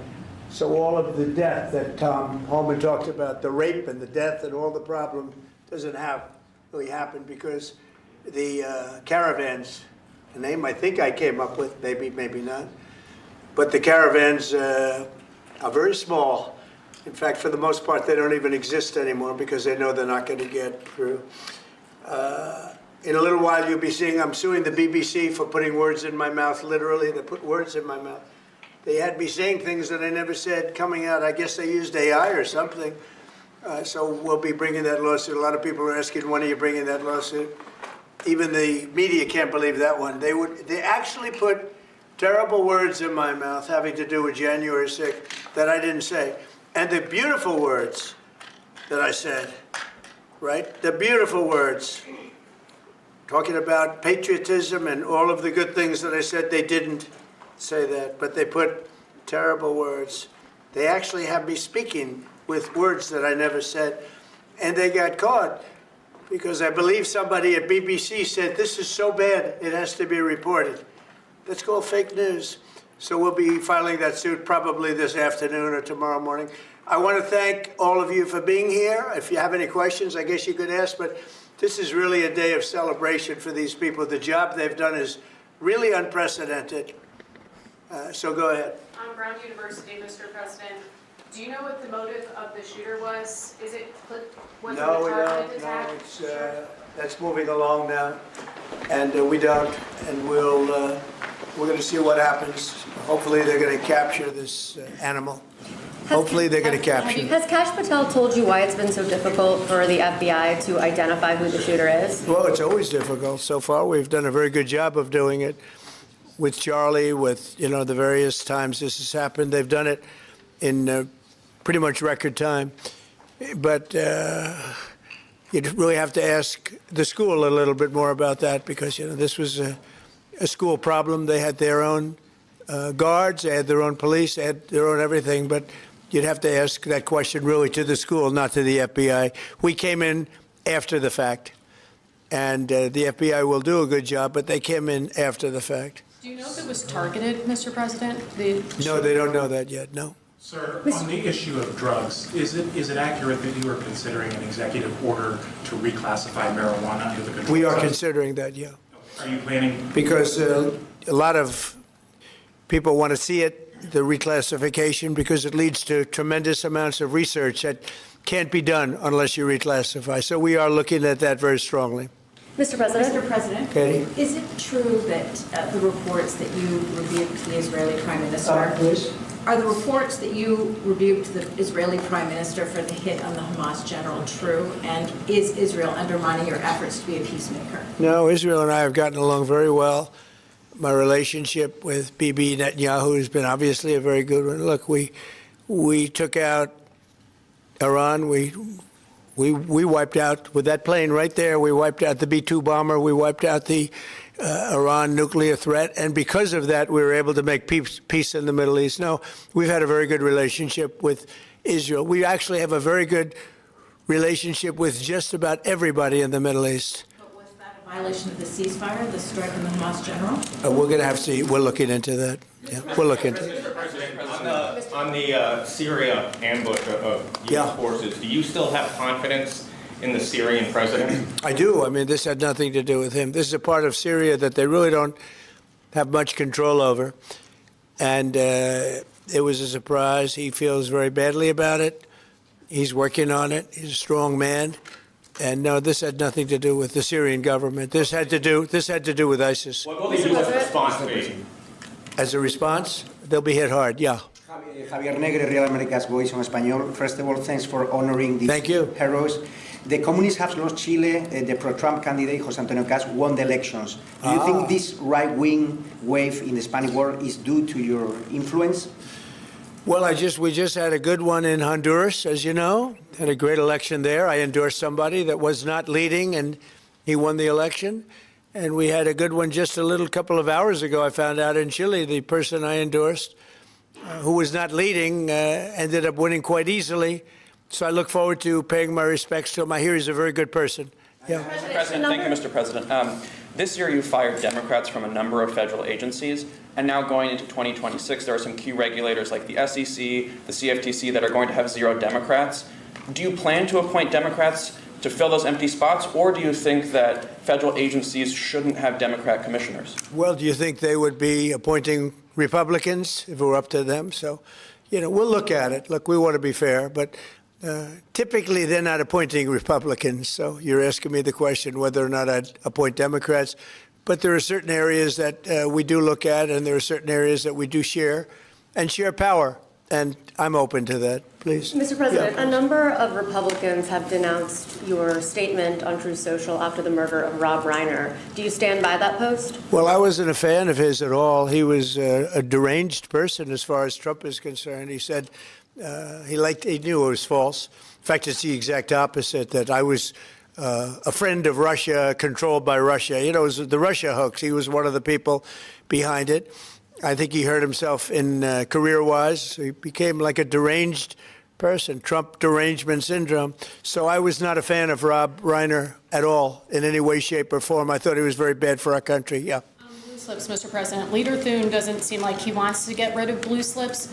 Will there be consequences for the Senate if they? Well, I think they should get rid of blue slips because as a Republican president, I am unable to put anybody in office having to do with U.S. attorneys or having to do with judges. In other words, if you have one, not two, you don't need two, just one. If you have one Democrat senator, where we have a lot of them, you have one Democrat senator in a state, it is not possible to appoint, because of blue slips, a judge. It's not possible to appoint a U.S. attorney. You see that happening. And I think it's a disgrace. I think blue slips are a disgrace. They've long since they should not be relevant anymore. This is a different world than it was 15, 20 years ago. That was a gentleman and gentlewoman world. This is a little bit different, unfortunately. Yeah, please. Mr. President, what do you want to see Congress do this week as it relates to health care and the expiring ACA? Yeah, that's a good question. I'd like to see the people get the money. I'd like to see all of the money that's going to the Democrat insurance companies. The insurance companies are making a fortune. They're up 1,700% and more. And they're taking in hundreds and hundreds and hundreds of billions of dollars, even trillions of dollars. And Obamacare gives you terrible health care. Just so you understand, Obamacare was set up, and I said it right from the beginning, for the benefit of the health insurance companies, of the insurance companies. They're making billions and billions of dollars. Their stock is through the roof. I don't want to give them anything. I want all money going to the people and let the people buy their own health care. It'll be unbelievable. They'll do a great job. They'll get much better health care at a much lower cost. Would you like Republicans next year to just use reconciliation to do with health care exactly what you laid out, and they wouldn't have to worry about Democratic votes? Well, that or knock out the filibuster. If you knocked out the filibuster, it would all go away. But we have a few people that wouldn't do that. It's crazy. Look, we should knock out the filibuster. And if you did that, we'd get voter ID. You'd have no mail-in voting, all things that make our elections dishonest. And you'd get a lot of other things having not even to do with voting. But Republicans should knock out the filibuster, and we should approve a lot of things. You wouldn't have January 30th looming because, you have the 30th of January looming. You know that, right? And if we knocked out the filibuster, it would be just a simple approval. But you have some Republicans, no, they're unable to explain why. If you ask them why, they're unable to explain it. They cannot win the debate. But they should knock out the filibuster. And frankly, they should get rid of the blue slips, too. Yeah. Mr. President, the Democrats won Miami, where you won the election 1 year ago. Do you think it's because of the Hispanic media like Telemundo that are publishing fake news about the ICE operations? How do you plan to win back those votes for midterms? Yeah, well, I won that whole election. And, it's interesting. When I'm not running, we don't do as well. And I'm going to try and get that changed for the midterms. But we did have a big win in Tennessee, as you know. Matt Van Epps had a big win in Tennessee against a very strong candidate, attractive candidate, who a lot of people thought would do very well. And Matt won by a lot. And I won Tennessee by a real lot. We had a great election. We won every single swing state. We won the popular vote. We won everything. And there's a thing that they have now, districts, which is a big deal. I think in a way it's the most important stat from the standpoint of, looking at numbers accurately. So out of thousands of districts, I won 2,750 versus 525. Think of that, 2,750 versus 525. It was great. That's why the map, when you see a map of the election, it's all red other than two little narrow lines on the other side, please. Sir, Jimmy Lai was convicted today in Hong Kong. Do you have any reactions? I feel so badly. I spoke to President Xi about it, and I asked to consider his release. He's not well. He's an older man, and he's not well. So I did put that request out. We'll see what happens. Okay? Yeah, please, Katie. A question about Ukraine. Now that the meetings in Berlin have wrapped up with Zelensky, is there a timetable for going to Moscow? Is a delegation going? Well, I think that the delegation is largely there right now, actually. They're in Europe, and they met with those people that I called out before, the various countries, plus some others. They want to see it end, Katie. They want to see it end. I want to see it end. They want to see it end. I actually think that President Putin wants to see it end. I've had good talks. We've had good talks with Russia. And I think they'd like to get back to a more normal way of life. Mr. President, follow up there. An Article 5-like deal seems to be emerging without NATO membership for Ukraine. If such a security guarantee is offered, what incentive is there for Ukraine to give up any sort of territory? Well, look, you have, they've already lost the territory, to be honest. I mean, the territory is lost. But in terms of security guarantee, we're working with Europe on it. Europe would be a big part of that. And we're working on the security guarantee so the war doesn't start up again. We don't want to have a war start up again. As I said, with Thailand and Cambodia, two people I get along with great. And I dealt with them, and I called them, and I said, look, fellas, you got to relax. You got to take it easy. They lost. They started the war again, and I got it ended. And things like that are going to happen, war. There's nothing pretty about war, nothing good, and there's nothing you can do to predict what's going to happen. But I think we've made a lot of progress with respect to Russia and Ukraine, I hope.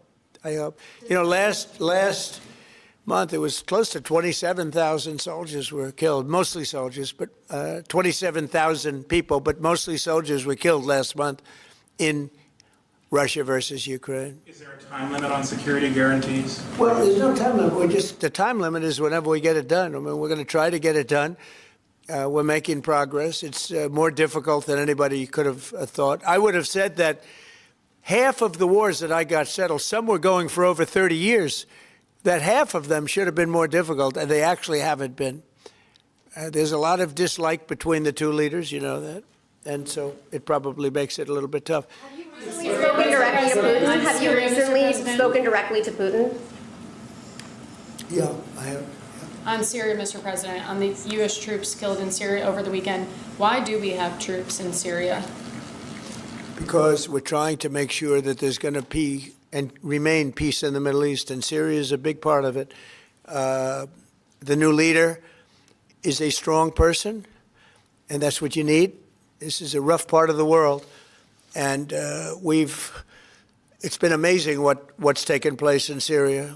We got rid of Assad. We got rid of other people that were really bad people and that were in the way of peace in the Middle East. You know, we have legitimate peace in the Middle East, first time in 3,000 years, and we have 59 countries backing it. And we'll see what happens with Hamas. We'll see what happens with Hezbollah. But regardless, I mean, we have countries that want to go in and clean that out if we want them to do it. But they said, in the case of Hamas, they said that they're going to disarm, and we're going to find out whether or not that's true. Hezbollah in Lebanon has been a problem. We'll see what happens there. But there is legitimate, large-scale peace in the Middle East. And if there weren't, we wouldn't have been able to make all of those deals that we've made with the various countries. They would have never been able to do that. If, for instance, if Iran, if we didn't, with that B-2 bomber right there on the desk, if we didn't, of which we just ordered a lot more of the newer version, totally stealth. They could not see it. They knew it was coming. They had no idea where it was. It was pretty amazing, actually. Every bomb hit its mark perfectly, despite CNN trying to say differently. They didn't know. They just, hoped. They hoped that we didn't, but it turned out that they did. Atomic Energy Commission confirmed it. So did Iran confirm it. They got knocked to hell. But if we didn't knock out their nuclear capability, we would have never had peace in the Middle East, because you would have had a dark cloud hanging over Saudi Arabia, Qatar, UAE, and all the other countries, and they would have never, ever been able to sign an agreement. Yeah, please. How soon do you expect that international stabilization force to be up and running in Gaza? I think that it's, in a form, it's already running. In a very strong form, it's already. But it'll get stronger and stronger, and more countries are coming into it. They're already in, but they'll send any number of troops that I ask them to send. They want to see peace. We have more than 59 countries. We have many countries that aren't even in the Middle East, but they're fairly close to the Middle East. They want to be involved. So it's been pretty amazing. Mr. President, this week a man named Keone Rodriguez is going to federal prison for creating crypto privacy software. The case was started under the Biden administration, but your DOJ kept it going and secured the conviction. A lot of people in crypto are saying that this man should be pardoned. Are you familiar with the case at all, or would you be interested I've in heard looking about at it. I'll look at it. Why, you think he should be pardoned? Sounds like it. Sounds like, based on your question. Many people in the Rodriguez, we'll look at that, Pam. Okay, let's take a look at it. You'll have to tell me. I don't know anything about it, but we'll take a look. On Friday, Yeah, please. Mr. President, market analysts are calling for a Santa rally. Typically, it's 5 trading days going into Christmas. In the first 2 trading days in January, that's a sign of market optimism. Do you anticipate, along with the historical low gas prices, that continuing into the first quarter? Well, we've had the greatest stock market in history, Brian. We have a stock market that's gone up 52 times to new highs during a 10-month period, my 10 months. My first 10 months, we set a record. 52 days, we had the highest stock market in history, including a day ago. And I didn't look today. Maybe it's up today, I don't know. But we had 52 altogether, and there's never been anything like it. And the reason are the tariffs have brought vast amounts of wealth into our country, that countries that have taken our car companies, those car companies are all coming back. The AI is coming at levels that nobody's ever seen before. That's going to be a massive industry. Without the tariffs, we wouldn't have that. Chips are coming in. The chip companies are coming in from Taiwan and other places, but mostly from Taiwan, which has almost 100% of the market. And we're now making chips, and we're not paying anything. It's not the CHIPS Act where they give billions of dollars to companies and then they just take the money and they run. That was under Biden. The fact that I set tariffs up, and that if they don't make their chips here, they have to pay a big tariff. In order to send them into the U.S., they have to be here. Tariffs really work, in my opinion, almost only in the United States. They've been used against us successfully because we had presidents that had no clue. But tariffs really work. We have taken in hundreds of billions of dollars with tariffs, and more importantly, we've taken in countries and companies where, and even countries have sent their car-making people into the United States in order to avoid paying tariffs. And they'll build a plant and they'll hire our people to make the cars. But we now have, as you know, Toyota just approved $10 billion in manufacturing plants in the United States using our people. Without tariffs, none of that would have happened. Tariffs have given us great national security. There's nothing like what's happened in the last 10 months. Tariffs have given us tremendous national security and tremendous wealth. Thank you all very much. Thank you. Thank you, Mr. President. Thank you, press. Thank you, press. Thank you. Thank you, guys. Thanks for talking. Okay, you guys can grab everything. Thanks, guys. You can grab everything. Thank you. Just stay back. Yeah.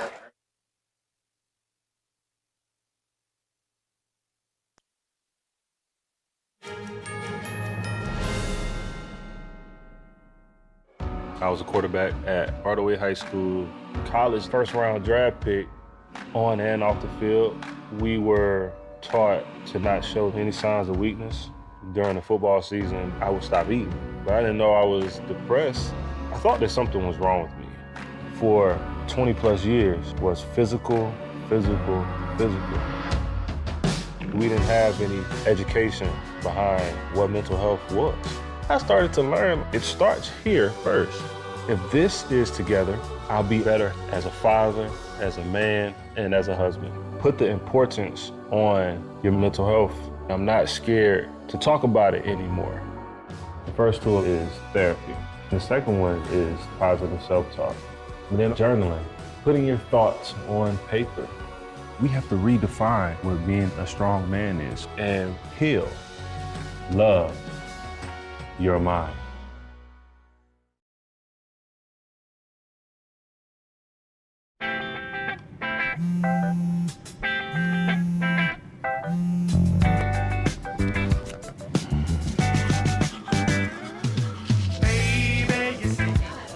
You're so right for me, and I'm right for you. I love the things you do, like sweet tasting wine. Your lips are so divine. Your loving turns me on. My lonely days are gone. That's why I'm never gonna let you go. Never gonna let you go, babe. I'm never gonna let you go. No, no, never gonna let you go.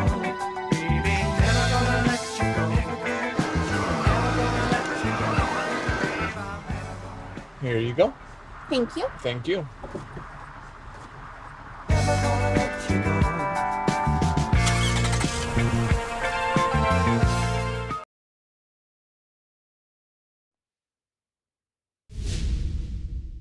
Welcome to NTD Newsroom. I'm Don Ma. The manhunt is back on for the suspected shooter who killed 2 Brown University students over the weekend after police released a person of interest. Tragic news from Los Angeles. Legendary filmmaker Rob Reiner and his wife Michelle were found dead inside their home. Their son has been arrested in connection with the deaths. NTD's Christina Corona reports from the scene. The FBI arrests 4 suspects behind an alleged New Year's Eve bomb plot. Members of a group called the Turtle Island Liberation Front are accused of planning the attack. A JetBlue flight takes evasive action to avoid a mid-air collision with a U.S. Air Force plane near Venezuela. An air traffic control recording shows more. The U.S. is planning to extend NATO-like security guarantees to Ukraine as part of a peace deal. The Trump administration praises the move, saying it would be a major win for Ukraine.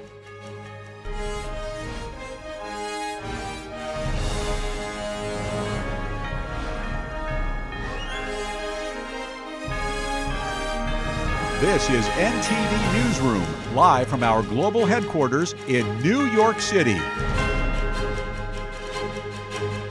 Thank you for staying with us. The House of Representatives will address health care this week after a Democratic and Republican proposal failed in the Senate. Our Washington correspondent, Luis Martinez, has the details. House Democrats are pushing for a 3-year clean extension of the COVID-era Obamacare health subsidies that are set to expire at the end of the year. We need Republicans to join us in making sure that we can pass the bill. And actually, our leader, Hakeem Jeffries, has a discharge petition that every Democrat has signed. We only need a handful of Republicans to sign it, and it will force a vote so we can extend these tax subsidies. The Democratic discharge petition has 214 signatures thus far and would need 4 Republicans to join in with Democrats in order to force a vote on the 3-year extension. Republicans in the House and the Senate have offered 2- and 1-year extensions with reforms to the subsidies, but Democrats insist on the 3-year clean extension. Let's go ahead and not give the profit to the insurance company, but the protection to the patient by giving them access to an account, a wallet, a purse, a pocketbook, if you will, that would have up to, pick your family, $1,000 to $5,000 to pay those initial expenses. But also do something on the premiums. An extension with abortion restrictions kills women. So no, I'm not going to allow this Republican majority to kill women in this country. Some House Republicans have signaled that they're willing to address health care during the first quarter of 2026 through a reconciliation bill that will allow them to legislate without the need of Democratic support. We have the tool in the toolbox to make another unilateral Republican run at reforms that we believe will bring the cost of care down. Also, this week, lawmakers both in the House and the Senate will receive a closed-door briefing from Secretary of State Marco Rubio and Secretary of War Pete Hegseth on the ongoing tensions with Venezuela. The Venezuelan opposition leader Maria Corina Machado is set to travel to Washington in the coming months. I absolutely support President Trump's strategy, and we, the Venezuelan people, are very grateful to him and to his administration because I believe he is a champion of freedom in this hemisphere. The Senate is also expected to pick up the House-passed National Defense Authorization Act that passed last week through the lower chamber. The bill is expected to pass through the Senate as it has the past 64 years and be sent to the president's desk for signing before the end of the week. Reporting from Washington, D.C., Luis Eduardo Martinez, NTD News. Legendary filmmaker Rob Reiner and his wife Michelle were tragically found dead at their Brentwood home over the weekend. Their son, Nick Reiner, has been arrested in connection with their deaths as authorities continue their investigation. NTD's Christina Corona tells us more from Los Angeles. That's right. This is some devastating news. We're here in Brentwood, outside the home of Rob Reiner, where a tragic double-death investigation continues to unfold. Legendary filmmaker and actor Rob Reiner, 78, and his wife Michelle Reiner, 68, were found dead inside their home on Sunday afternoon after first responders were called here around 3:30 p.m. on Sunday. Officials pronounced both Reiner and his wife dead at the scene. Authorities believe both suffered fatal wounds consistent with stabbing. Data released on Monday morning shows the couple's son, Nick Reiner, 32, was arrested and booked in connection to their killings. According to jail records, Nick Reiner has been taken into custody and is being held without bail, despite earlier reports indicating he was held on a $4 million bail in connection with the deaths. Rob Reiner had a long career in Hollywood, first with his breakout role as Meathead in All in the Family, then going on to direct well-known movies like When Harry Met Sally, The Princess Bride, and A Few Good Men. His death, along with his wife Michelle's, has sent shockwaves throughout Hollywood. Many celebrities took to social media to pay tribute to Rob Reiner, including actor Ben Stiller, who wrote, "What a huge loss. Rob Reiner was one of my favorite directors. He made some of the most formative movies for my generation." Actor Elijah Wood wrote, "Horrified to hear of the passing of Rob Reiner and his wonderful wife Michelle. So much love to their kids and family." Actor John Cusack said, "At a loss for any words that make sense. R.I.P. Rob and Michelle." Actress Mira Sorvino said, "I am in absolute shock. Rob Reiner was a legend and a kind, brilliant man, a wonderful actor to work opposite on Hollywood, an iconic director. His wife Michelle was a lovely, generous person. I wish I had been able to get to know her better. The world has lost two tremendous humans." Actor Paul Walter Hauser said, "Grieving the loss of my favorite director of all time. A Few Good Men is the reason I became an actor, and Rob's filmography behind the camera is the reason I wanted to direct and still do." Authorities say this is an active investigation and will be sure to keep you updated as the details unfold. Reporting from the city of Brentwood, Christina Corona, NTD News. To discuss director Rob Reiner's passing, with us now is Christian Toto, award-winning film critic and host of the Hollywood in Toto podcast. Christian, good afternoon to you. So you've described Reiner's run in the 80s as Spielberg-level great. Can you talk to us about that? Yeah, I mean, the titles speak for themselves. These aren't just movies, these aren't just hits, but they become enmeshed in the culture. The Princess Bride, Misery, Stand By Me. This is Spinal Tap. A lesser known film of his, which I thought was wonderful, was The Sure Thing. So many movies, so many indelible performances, and he was able to kind of bounce between genres. You had a mockumentary when they really weren't making that many mockumentaries. You had a rom-com, you've had thrillers, you've had dramatic performances. He did A Few Good Men. He could do it all. And, that power didn't last through the decades. In recent years, his films the quality just hasn't been there. But boy, when he was on target, there was no one quite like him. And you also say Reiner was a master at comedy, right? But his film Misery, maybe a perfect Stephen King adaptation. Any comments on that? Yeah, I think for many years, Hollywood struggled to get that Stephen King tone just right.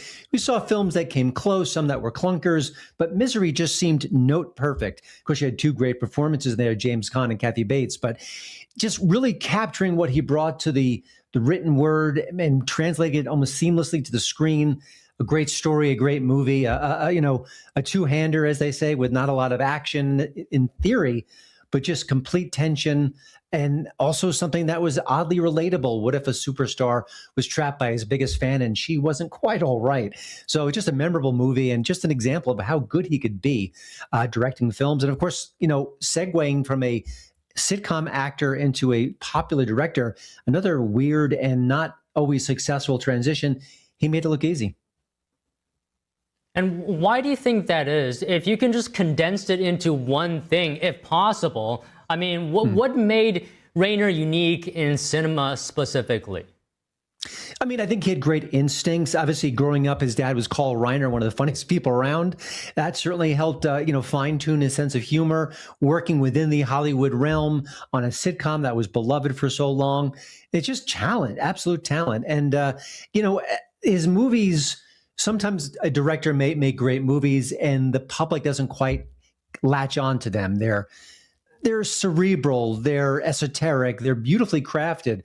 But I think his movies really checked all the boxes. The critics loved them, the people loved them. They became just symbolic of what the best of the best could be. I mean, when you think rom-coms, it's When Harry Met Sally. That is the prototype. When you think about Stephen King adaptations, Misery, I think, is the best. When you think about nostalgia movies, Stand By Me really captured what it meant to be a young person growing up confused, and the fact that it's not set in modern times didn't matter, because when you're young and you're a boy and you're just kind of growing up and learning what life is all about, all those different emotions are there, and he captured them. And that's why it was official. And again, that was another Stephen King adaptation, but just a very different kind of Stephen King story. Do you think what you said just now, that will be what's going to be remembered of him, his legacy? If you could just elaborate on how people will remember his contributions. Yeah, I mean, the films speak for themselves, his ability to tell different stories in different genres. In recent years, he just hasn't had that fastball. He hasn't really been able to kind of keep that streak alive. And that's not uncommon. Sometimes artists kind of lose their mojo. They can't really compete with themselves in the past. But I think when you think about Rob Reiner, that run in the 80s will just speak for itself. I struggle to think of another director who had that many hits, that scored with the public, that had movies that endure. There are many movies that you watch it now and you think, oh, that hasn't aged well, or I connected with it as a younger person, but it doesn't really speak to me now. But his films really just stand the test of time. I mean, the Tom Hanks, the Billy Crystal, Meg Ryan connection in When Harry Met Sally alone was just beautiful. And that film had those great New Year's Eve moments that we'll probably be watching again in a few weeks. Okay, let me just ask you one more question. Out of all of his body of work, what is the best film to you, and tell us why? This is Spinal Tap is so special. It's so funny. It's, it was a format that we weren't seeing a lot of at the time. It introduced these newer comic actors, Harry Shearer, Michael McKean. It really kind of captured rock in a way. It poked fun at it. It really spoke to where music was at that particular moment. My only sadness about that movie is I wanted to introduce it to my kids, but rock and pop and the whole music scene is very different today. I don't think they would get all the jokes per se. It's a movie that is beautiful and has aged well on the surface, but I don't think it connects with today's marketplace as much. But boy, you could go on and on quoting that movie, the great scenes, the jokes. It's just as good as it gets. Yeah, he was a national treasure and he will be sorely missed. Well, Christian, thank you for speaking with us today. My pleasure. The manhunt is back on for the suspected shooter who killed 2 Brown University students over the weekend after police released a person of interest. We have updates after this break.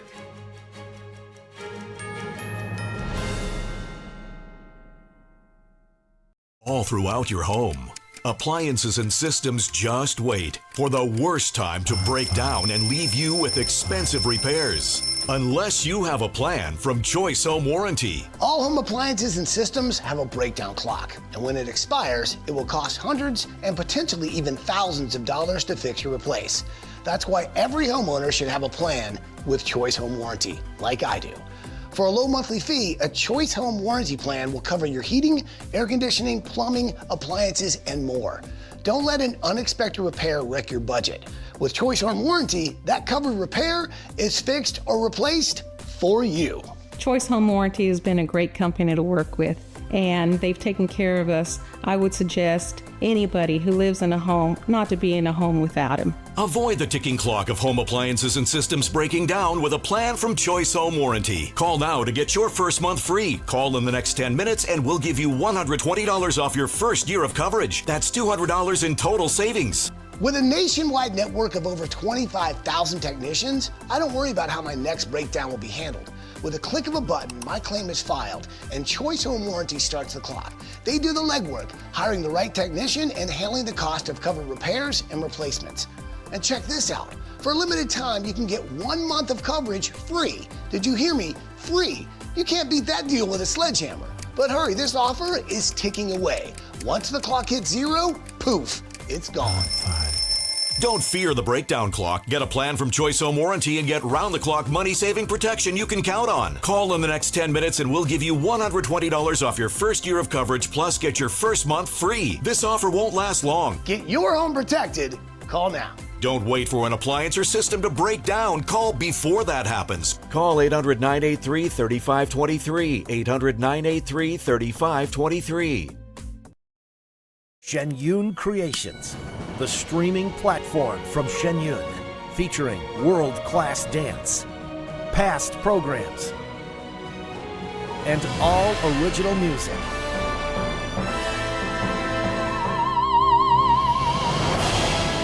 Masterclasses, behind the scenes, comedy, and more. Explore shenyuncreations.com.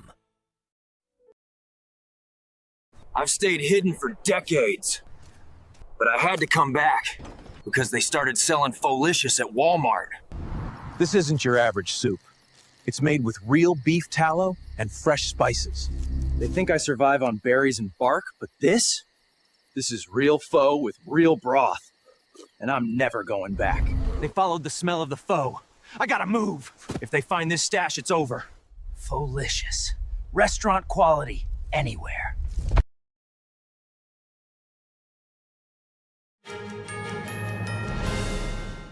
A renewed search in Rhode Island as police search for the person who killed 2 Brown University students in a shooting over the weekend. Police have released new security video of the suspect wearing all black, but his face is not visible. The suspect is accused of opening fire on a class in the engineering and physics building. 2 students were killed and 7 others were hurt.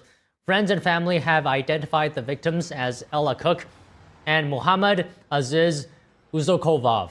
The renewed manhunt comes after police released a person of interest who was being held. And to discuss this further, we're bringing in Aaron Boxer, CEO of Diversified Education Services and a former teacher. So Aaron, thank you so much for joining us today. So as a former teacher yourself, how important is it for a school community to unite and support each other following a shooting incident like what took place at Brown University? Yeah, first of all, my heart goes out to the victims of this horrible tragedy, also the one in Australia, and also to Rob Reiner and his family. Resuming classes isn't about minimizing the trauma, right? It's about restoring stability. And young people regulate through structure. So coming back together as a community is really important by keeping the routines together. When routines disappear completely, then anxiety fills the gap.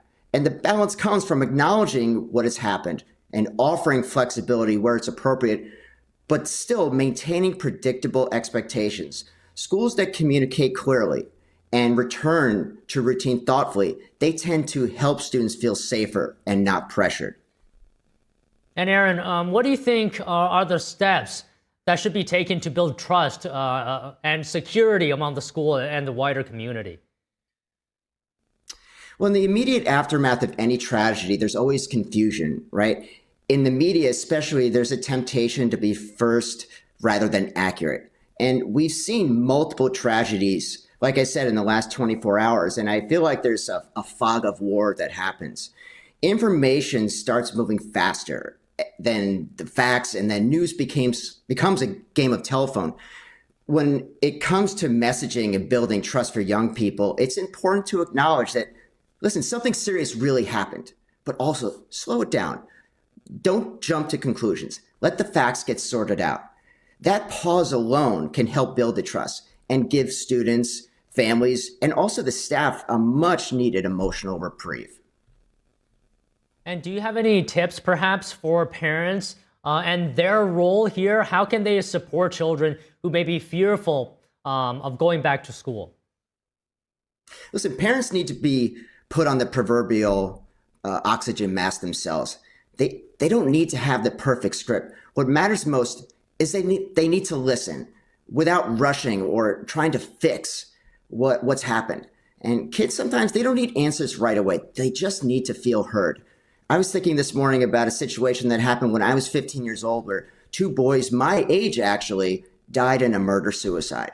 When tragedy is close, when you know the people, or up in Rhode Island, if it's close in proximity, it puts a mark on you and you remember exactly what happened, the words, the exact moments. And for me, what mattered most was my wrestling coach, who was a larger than life figure. He didn't minimize the pain. I saw a real human side of him, and he reminded me that life can't ever be so bad that it's beyond help. So the mix of empathy with kids, perspective, is what actually protects kids. Because at the end of the day, that's our job, and that's what kids want. They want to feel protected.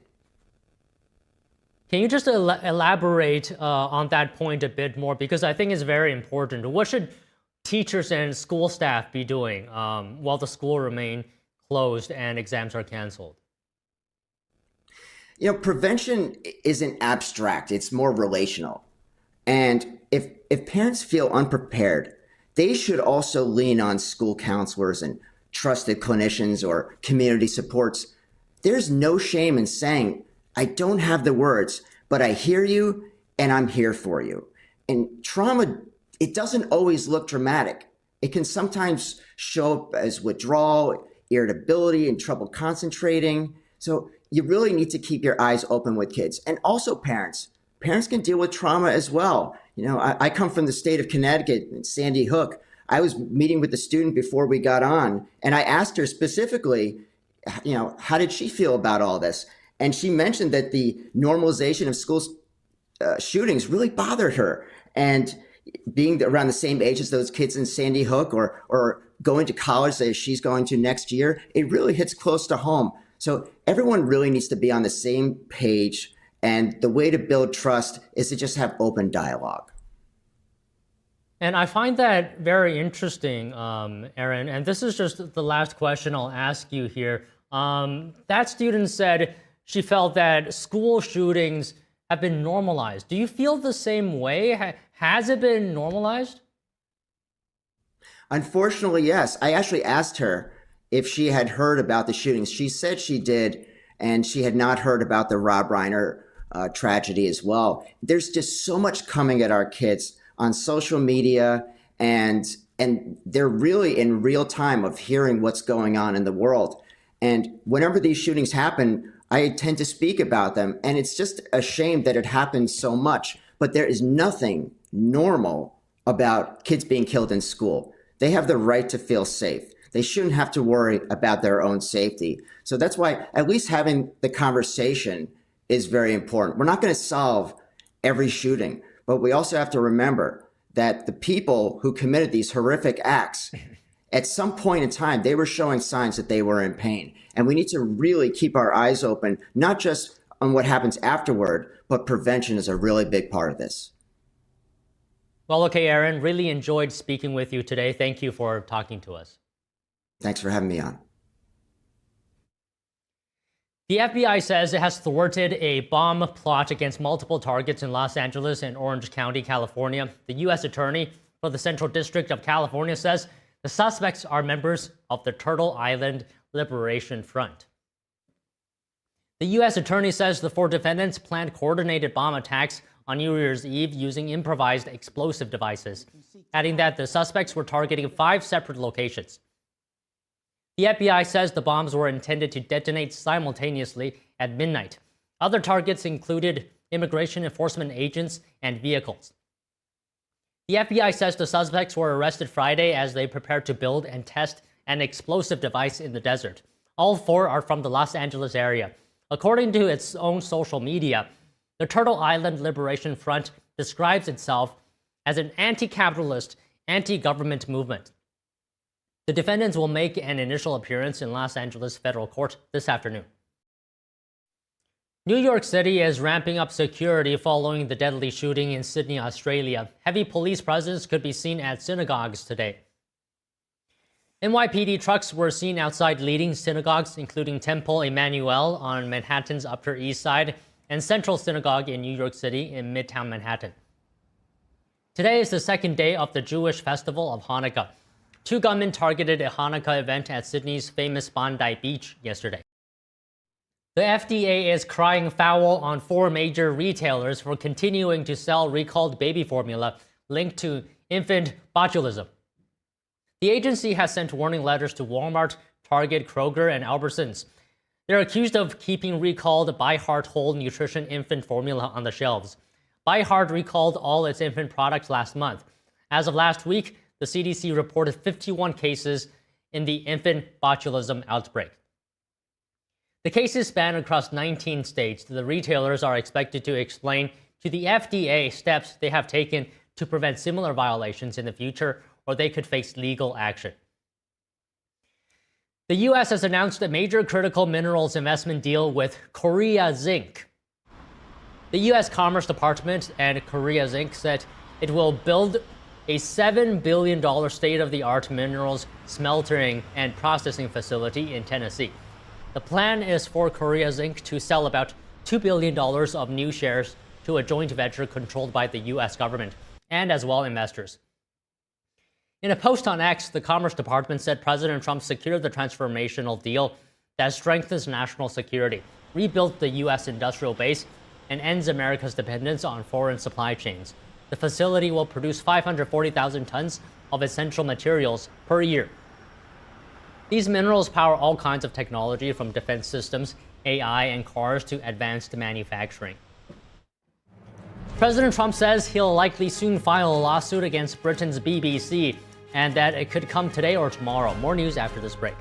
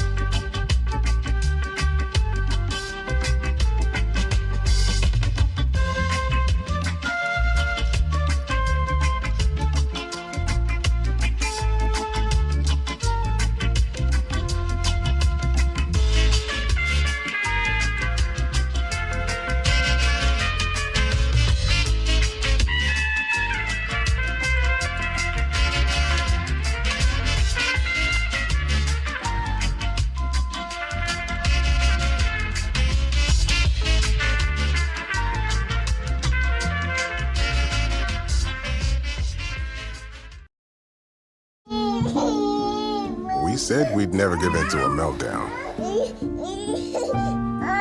Okay. And we'd never babysit with a screen. We said we'd never let the toys take over. Mariella! Never leave the house looking, well, and never let them out of our sight.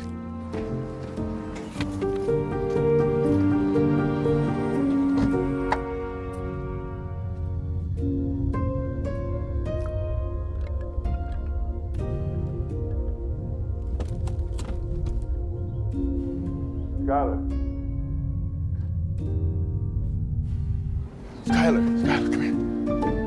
Cars get hot fast, and kids can be at risk. Before you leave the car, always stop, look, lock. We are taught you don't talk about your problems with nobody because you could get in trouble. And I've been through a lot. Anxiety, depression, sexual assault. When I decided to get help, my life changed.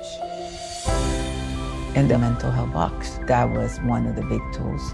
Accepting help means that we are allowing somebody to bless our life. It's freeing. We got stronger together. Love your mind. Got a new house.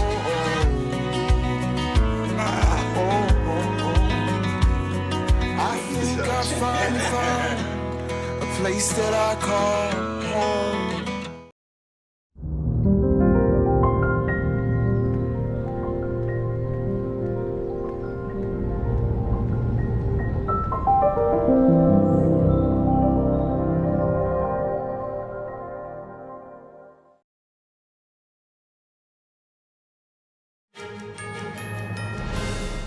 President Trump says he's going ahead with suing the BBC over edits it made to his January 6th speech.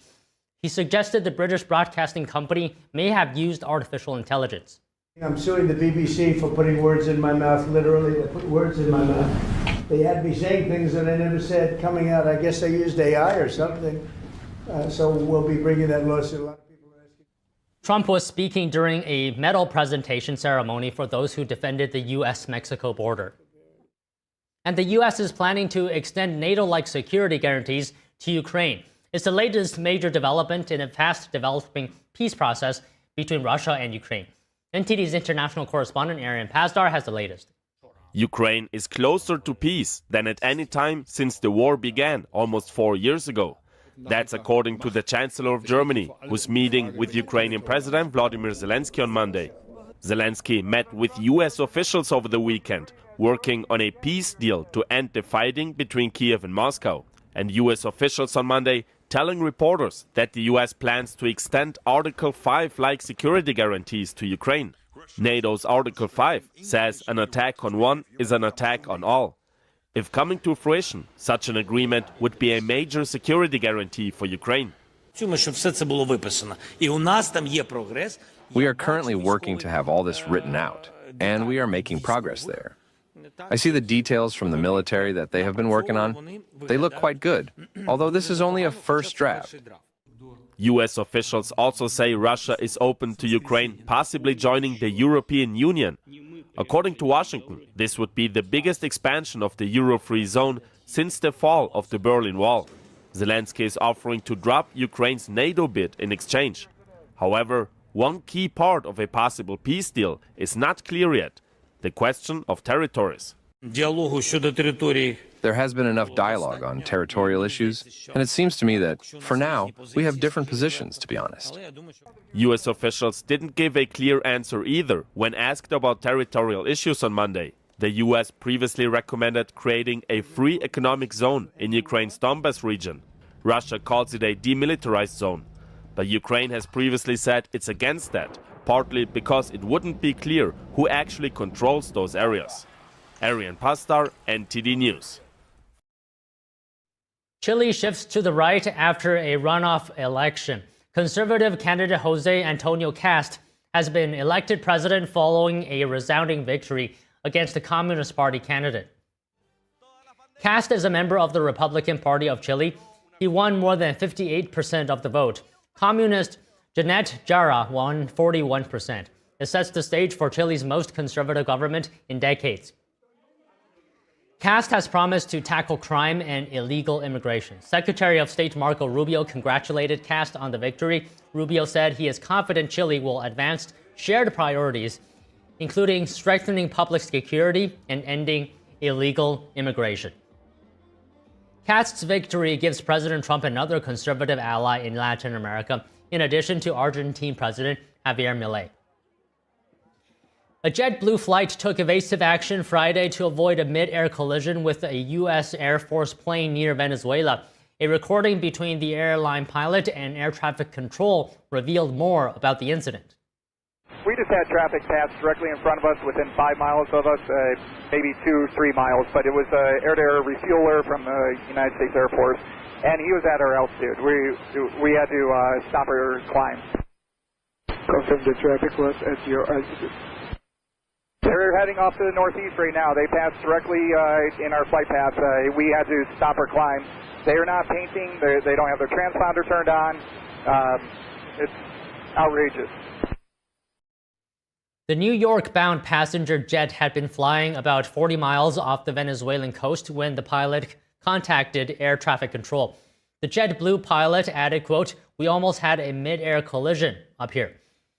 The U.S. Southern Command said it was reviewing the incident. The reported near miss occurred as the U.S. military ramps up its presence in the southern Caribbean. President Trump has ordered the buildup to pressure Venezuelan leader Nicolas Maduro to step down.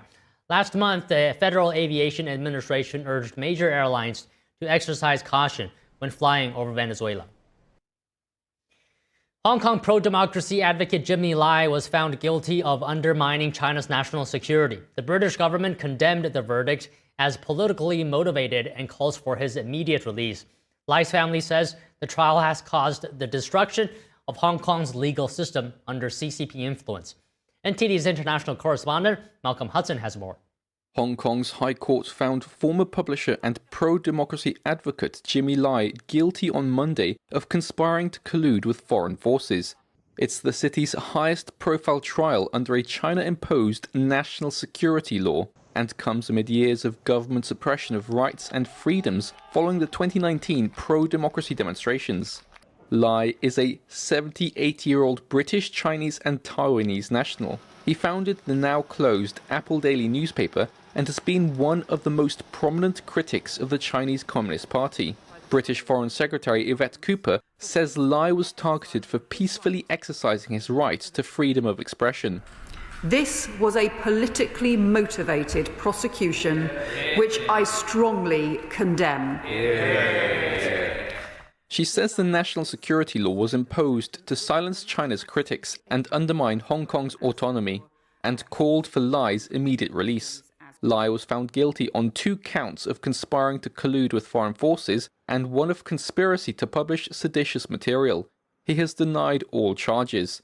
Lai's son, Sebastian Lai, says most people knew the verdict was coming. As you know, the trial has been a destruction of the Hong Kong legal system. I mean, allegations of witnesses being tortured, no jury, 3 government-appointed judges, judges that, mind you, shout at my father on multiple occasions during the trial. Jimmy Lai's family says his health has worsened after 5 years in solitary confinement. Sebastian Lai said his father has lost 22 pounds in the last year alone. The verdict closes a year that marked the essential disappearance of Hong Kong's democratic opposition under pressure from Beijing. The Hong Kong Democratic Party voted to disband on Sunday. Exiled Hong Kong activist Carmen Lau says Jimmy Lai's case is not just a tragedy of a single man. It is a reflection of a, wider and, more brutal reality that, thousands of Hong Kongers are now under. We have almost 2,000 political prisoners in Hong Kong. Lai now awaits his sentencing, which could range from 10 to 15 years, though some fear it will be more. Former chief of breaking news for Apple Daily, Edward Lee, says his heart is heavy, but hopes to continue Lai's spirits. I believe the worse things get, the more good things we need to do. Otherwise, society will sink further. And as a Hong Konger, I don't feel that I can give up on Hong Kong, no matter where I am. So, in the worst times, we need to do the best things. President Trump raised Li's case with Chinese leader Xi Jinping during a meeting in October. Trump said he would do his utmost to save Li. Malcolm Hudson, NTD News, UK.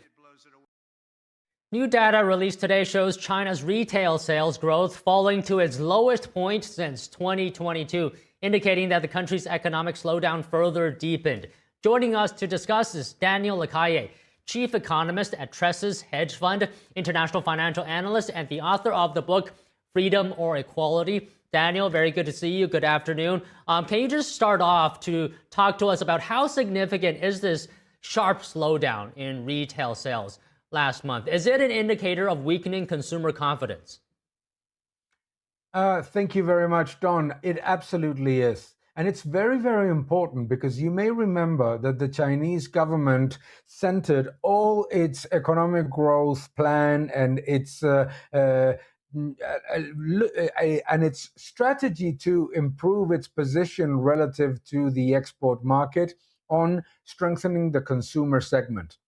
A lot of the messages coming from the administration, from the government in China, were highlighting that if the Chinese citizens started to consume as they expected, then they would not have to rely on exports as much, and that would certainly strengthen the industrial and productive sector and bring back also the real estate sector. So what I find very important is that the slowdown, which now is being sort of diminished or at least talked like not important by the Chinese government, is actually very relevant because it is highlighting that the precise policy of the Chinese government, which was to strengthen and increase domestic consumption, is not working at all. And it's logical because the slowdown in economic growth is leading also to a slowdown in salaries. The weakness in employment is showing that youth employment has risen way too fast. And all those elements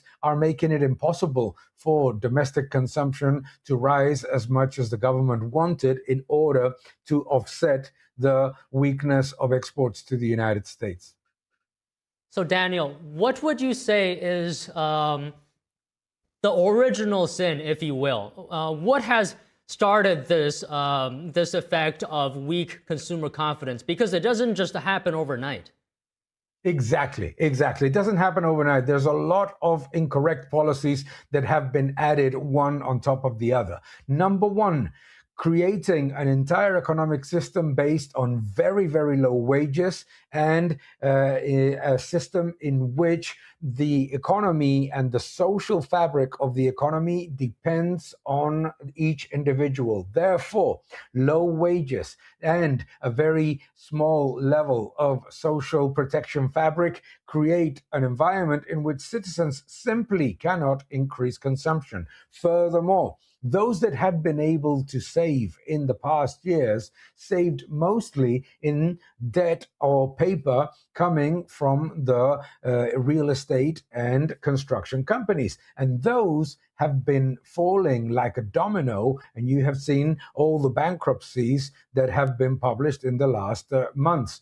All these elements go and add together in an explosive combination. Low wages, very, very weak social protection fabric, and at the same time, the demolishing of savings of a lot of private citizens that virtually saw their entire life savings disappear with the bankruptcies of the commercial paper of real estate companies. All those things have been very, very negative for the Chinese consumer.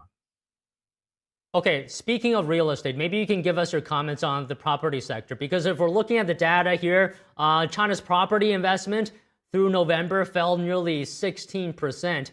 So how are you feeling about the property sector right now? Well, the problem of the property sector in China is that the government was too obsessed about the idea of controlling the bursting of the real estate bubble. The government doesn't deny that there was a real estate bubble and doesn't deny that there's an enormity of houses that are completely abandoned and the fact that there are ghost cities all over China. Nobody denies that. However, instead of making the system clean it up quickly, a lot of things were implemented that made it impossible to be at least eliminated rapidly. Number one is that the government did not even allow citizens to go out and sell their properties in order to control the slowdown in prices, which led to a persistent reduction in prices over and over for years. And all of that has created a problem because on the one hand, you have real estate companies that are not being able to repay their debt, and at the same time you have a system in which some things simply don't add up. No? On the one hand, you have unaffordable housing in the cities where there is demand for property, and on the other hand, you have an absolute excess of capacity elsewhere. So in real estate, what we are seeing is that the implosion of the real estate bubble is taking way longer than it should have if they had implemented free market decisions like getting everything out in 1 year, like we saw, for example, in the United States or Spain or Sweden. So as you mentioned earlier, authorities have tried stimulating the economy, the property sector, consumption, and you said it didn't work. Why hasn't that worked? Because you cannot have a low wage, low productivity economy based on making a lot of things very, very quickly and exporting them in order to keep everybody employed, and at the same time get people to consume the way that US people or US citizens or European citizens do. You need high wages. You need social protection fabric. You need a financial system that has freedom of capital and that doesn't have capital controls. Therefore, Chinese citizens, on the one hand, cannot spend and try to save as much as they can. And on the other hand, when they are trying to spend the way that they want to, they have capital controls. The problem of the Chinese economy is that you cannot have bake the cake and eat it. You cannot, on the one hand, say that you are going to have a completely controlled economic system in which you are keeping very low wages and you are making the economy competitive by maintaining a low-cost economy, and at the same time thinking that those citizens are going to be able to consume the way that US citizens do. Those things don't go together. You need a big middle class. You need a big fabric of protection that allows citizens to have credit cards, that allows citizens to use their funds the way that they want to. Sometimes they can make a mistake, sometimes they don't. But you cannot impose capital controls and at the same time expect citizens to spend more. That is why when you travel around China, you see all these gigantic shopping malls that are completely empty. Is that citizens simply cannot go out and purchase. It's virtually impossible to get the credit card and the payment system that the West has if you don't have a rising wage and high productivity economy. The Chinese economy is a high productivity one in technology, but in most parts of the economy is a very, very low wage, low cost competitiveness type of economy.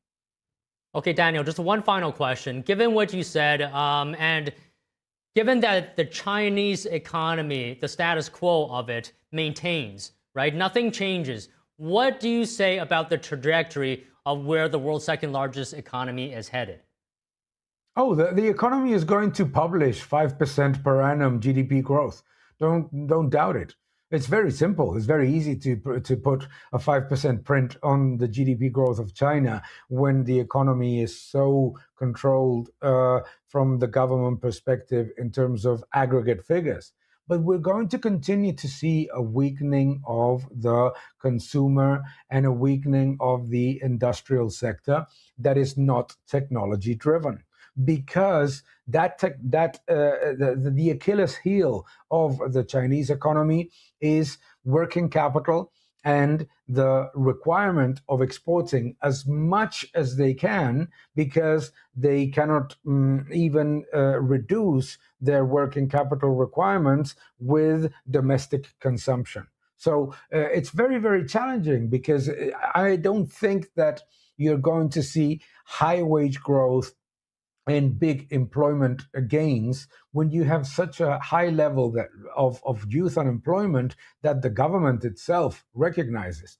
So you need to let Chinese citizens move to other nations freely. You need to make Chinese citizens have the full availability and freedom of capital that we have in the West. You need to open the economy, and it's impossible for the Chinese economy to strengthen the way that it can, because it's such an incredible country that has all the potential, but it cannot grow the way that it can and should with the increasing level of government intervention. What made China grow when the economy was opening was precisely that, was allowing private markets, private property, ownership of capital, ownership of savings and payments.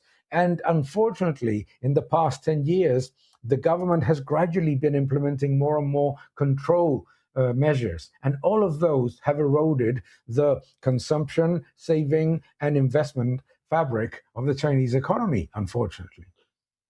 Well, Daniel, you made such a great point about how even if the consumer continues to weaken, the government can just, print a 5% GDP number on paper regardless. Well, it's been really good to speak with you this week. Thank you so much. Have a great day. Thank you very much, Don.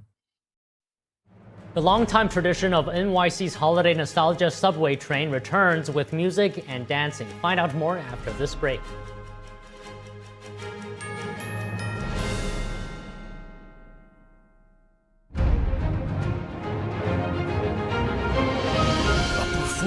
That truly matters for each and every one of us. This is what you've been waiting for. See it at least once in your lifetime. Shen Yun. Get tickets now at shenyun.com. I'm excited to announce that we're having our biggest 3-in-1 sale ever, with a limited edition product, a back-in-stock special, and a closeout deal you won't find anywhere else. So go to MyPillow.com or call the number on your screen. Use your promo code to get our MyPillow bed sheets, only $29.88. Any color, any style, any size, even kings, regular $119.98, only $29.88. Once they're gone for good.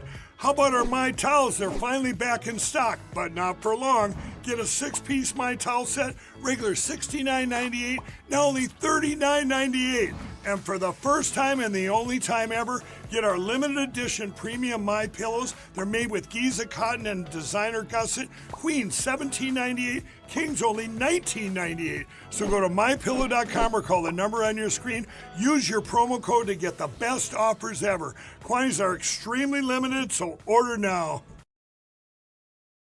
This is how I keep my joints happy. Omega XL is a powerful natural supplement backed by 40 years of clinical research. Take control of your pain, like Cynthia Bailey. My knees in particular started giving me pain issues all the way back to my modeling days, from just running through airports, photo shoots. After taking Omega XL, I really started to notice how less stiff I was, especially my knees and my hip. Has Omega XL changed my life? Yes. I barely notice my joint pain anymore. Now I'm like literally sprinting through the airports. My secret is Omega XL. Pick up the phone and call now to get this exclusive TV offer. Buy one Omega XL and we'll send you a second bottle absolutely free. You'll also get a free bottle of Vitamin XL D3. Buy one, get two free. A total value of over $115, all for just $49.95. You save more than 55% and shipping is free. Backed by a money-back guarantee and is not available in stores. Operators are standing by, so call now. Looking for the perfect gift this season? Get a new recliner from Mathis Home during the holiday savings event. They have hundreds of recliners from top brands starting at just $199. Take your pick. These genuine Lazy Boy recliners are holiday priced at just $485. It's your chance to save on the comfort and quality Lazy Boy is famous for, just $485. With our incredible selection, you're sure to find the recliner just right for you. They're all in stock, ready for fast free delivery during the holiday savings event at your furniture superstore, Mathis Home.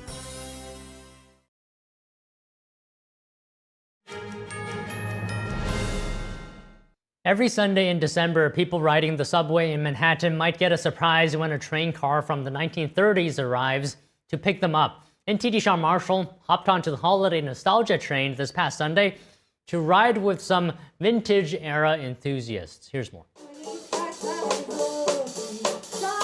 In December of each year, the Metro Transit Authority goes back in time with the holiday nostalgia train. The vintage clothing community gets to put on their best old-timey clothes, riding the line in style in restored old-fashioned MTA train cars. Each year, Alexa Grant dresses up differently and meets new friends and catches up with photographers from previous years. So my outfit is inspired by the 1940s, like these trains, and I actually had to go on eBay and get my accurate prop. It is from the 1940s, and you can tell because you could actually buy something for 10 cents. So not bad. And it's just a fun time of year to be in costume and celebrating the holiday spirit and getting inspired by others, being happy and joyful in this time. The MTA has come a long way in improving the quiet and smooth ride of the newer cars, but some prefer the style and attention to detail of the classically designed old cars. They have no charm now. They're all sterile. These trains had personality. These trains are a municipal masterpiece. Really, a municipal masterpiece. Fantastic. Riding the train is great. I feel like it's part of the experience. The lights go out, they come back on, we all give a little smirk at each other like we're okay, we're still here. Feels a little rickety. You can actually feel the history, which is so nice to bring that history alive. The holiday nostalgia train features 8 cars from the 1930s that served on the leaded lines through the late 1970s. Carrying the classic Depression-era Art Deco aesthetic, they're housed with rattan seats, paddle ceiling fans, incandescent light bulbs, roll signs, and period advertisements. We are both wearing Chinese traditional costumes from the Song Dynasty, and since it's almost Christmas, I'm just doing the red and I'm doing the classic green, blue. Yeah. Chinese traditional clothings are very colorful, and they're known for like the texture of the fabric. And if you get closer, you can probably see like under the light the way that it's like woven. It has a special texture to it. And to complete the feel, there are different musical groups that appear at one end of the line. The nostalgia train time travels up the F line and down the Q line through Manhattan every Sunday of December from 10 a.m. to 5 p.m. Sean Marshall, NTD News. Thank you for watching NTD Newsroom. We'll be back after this break.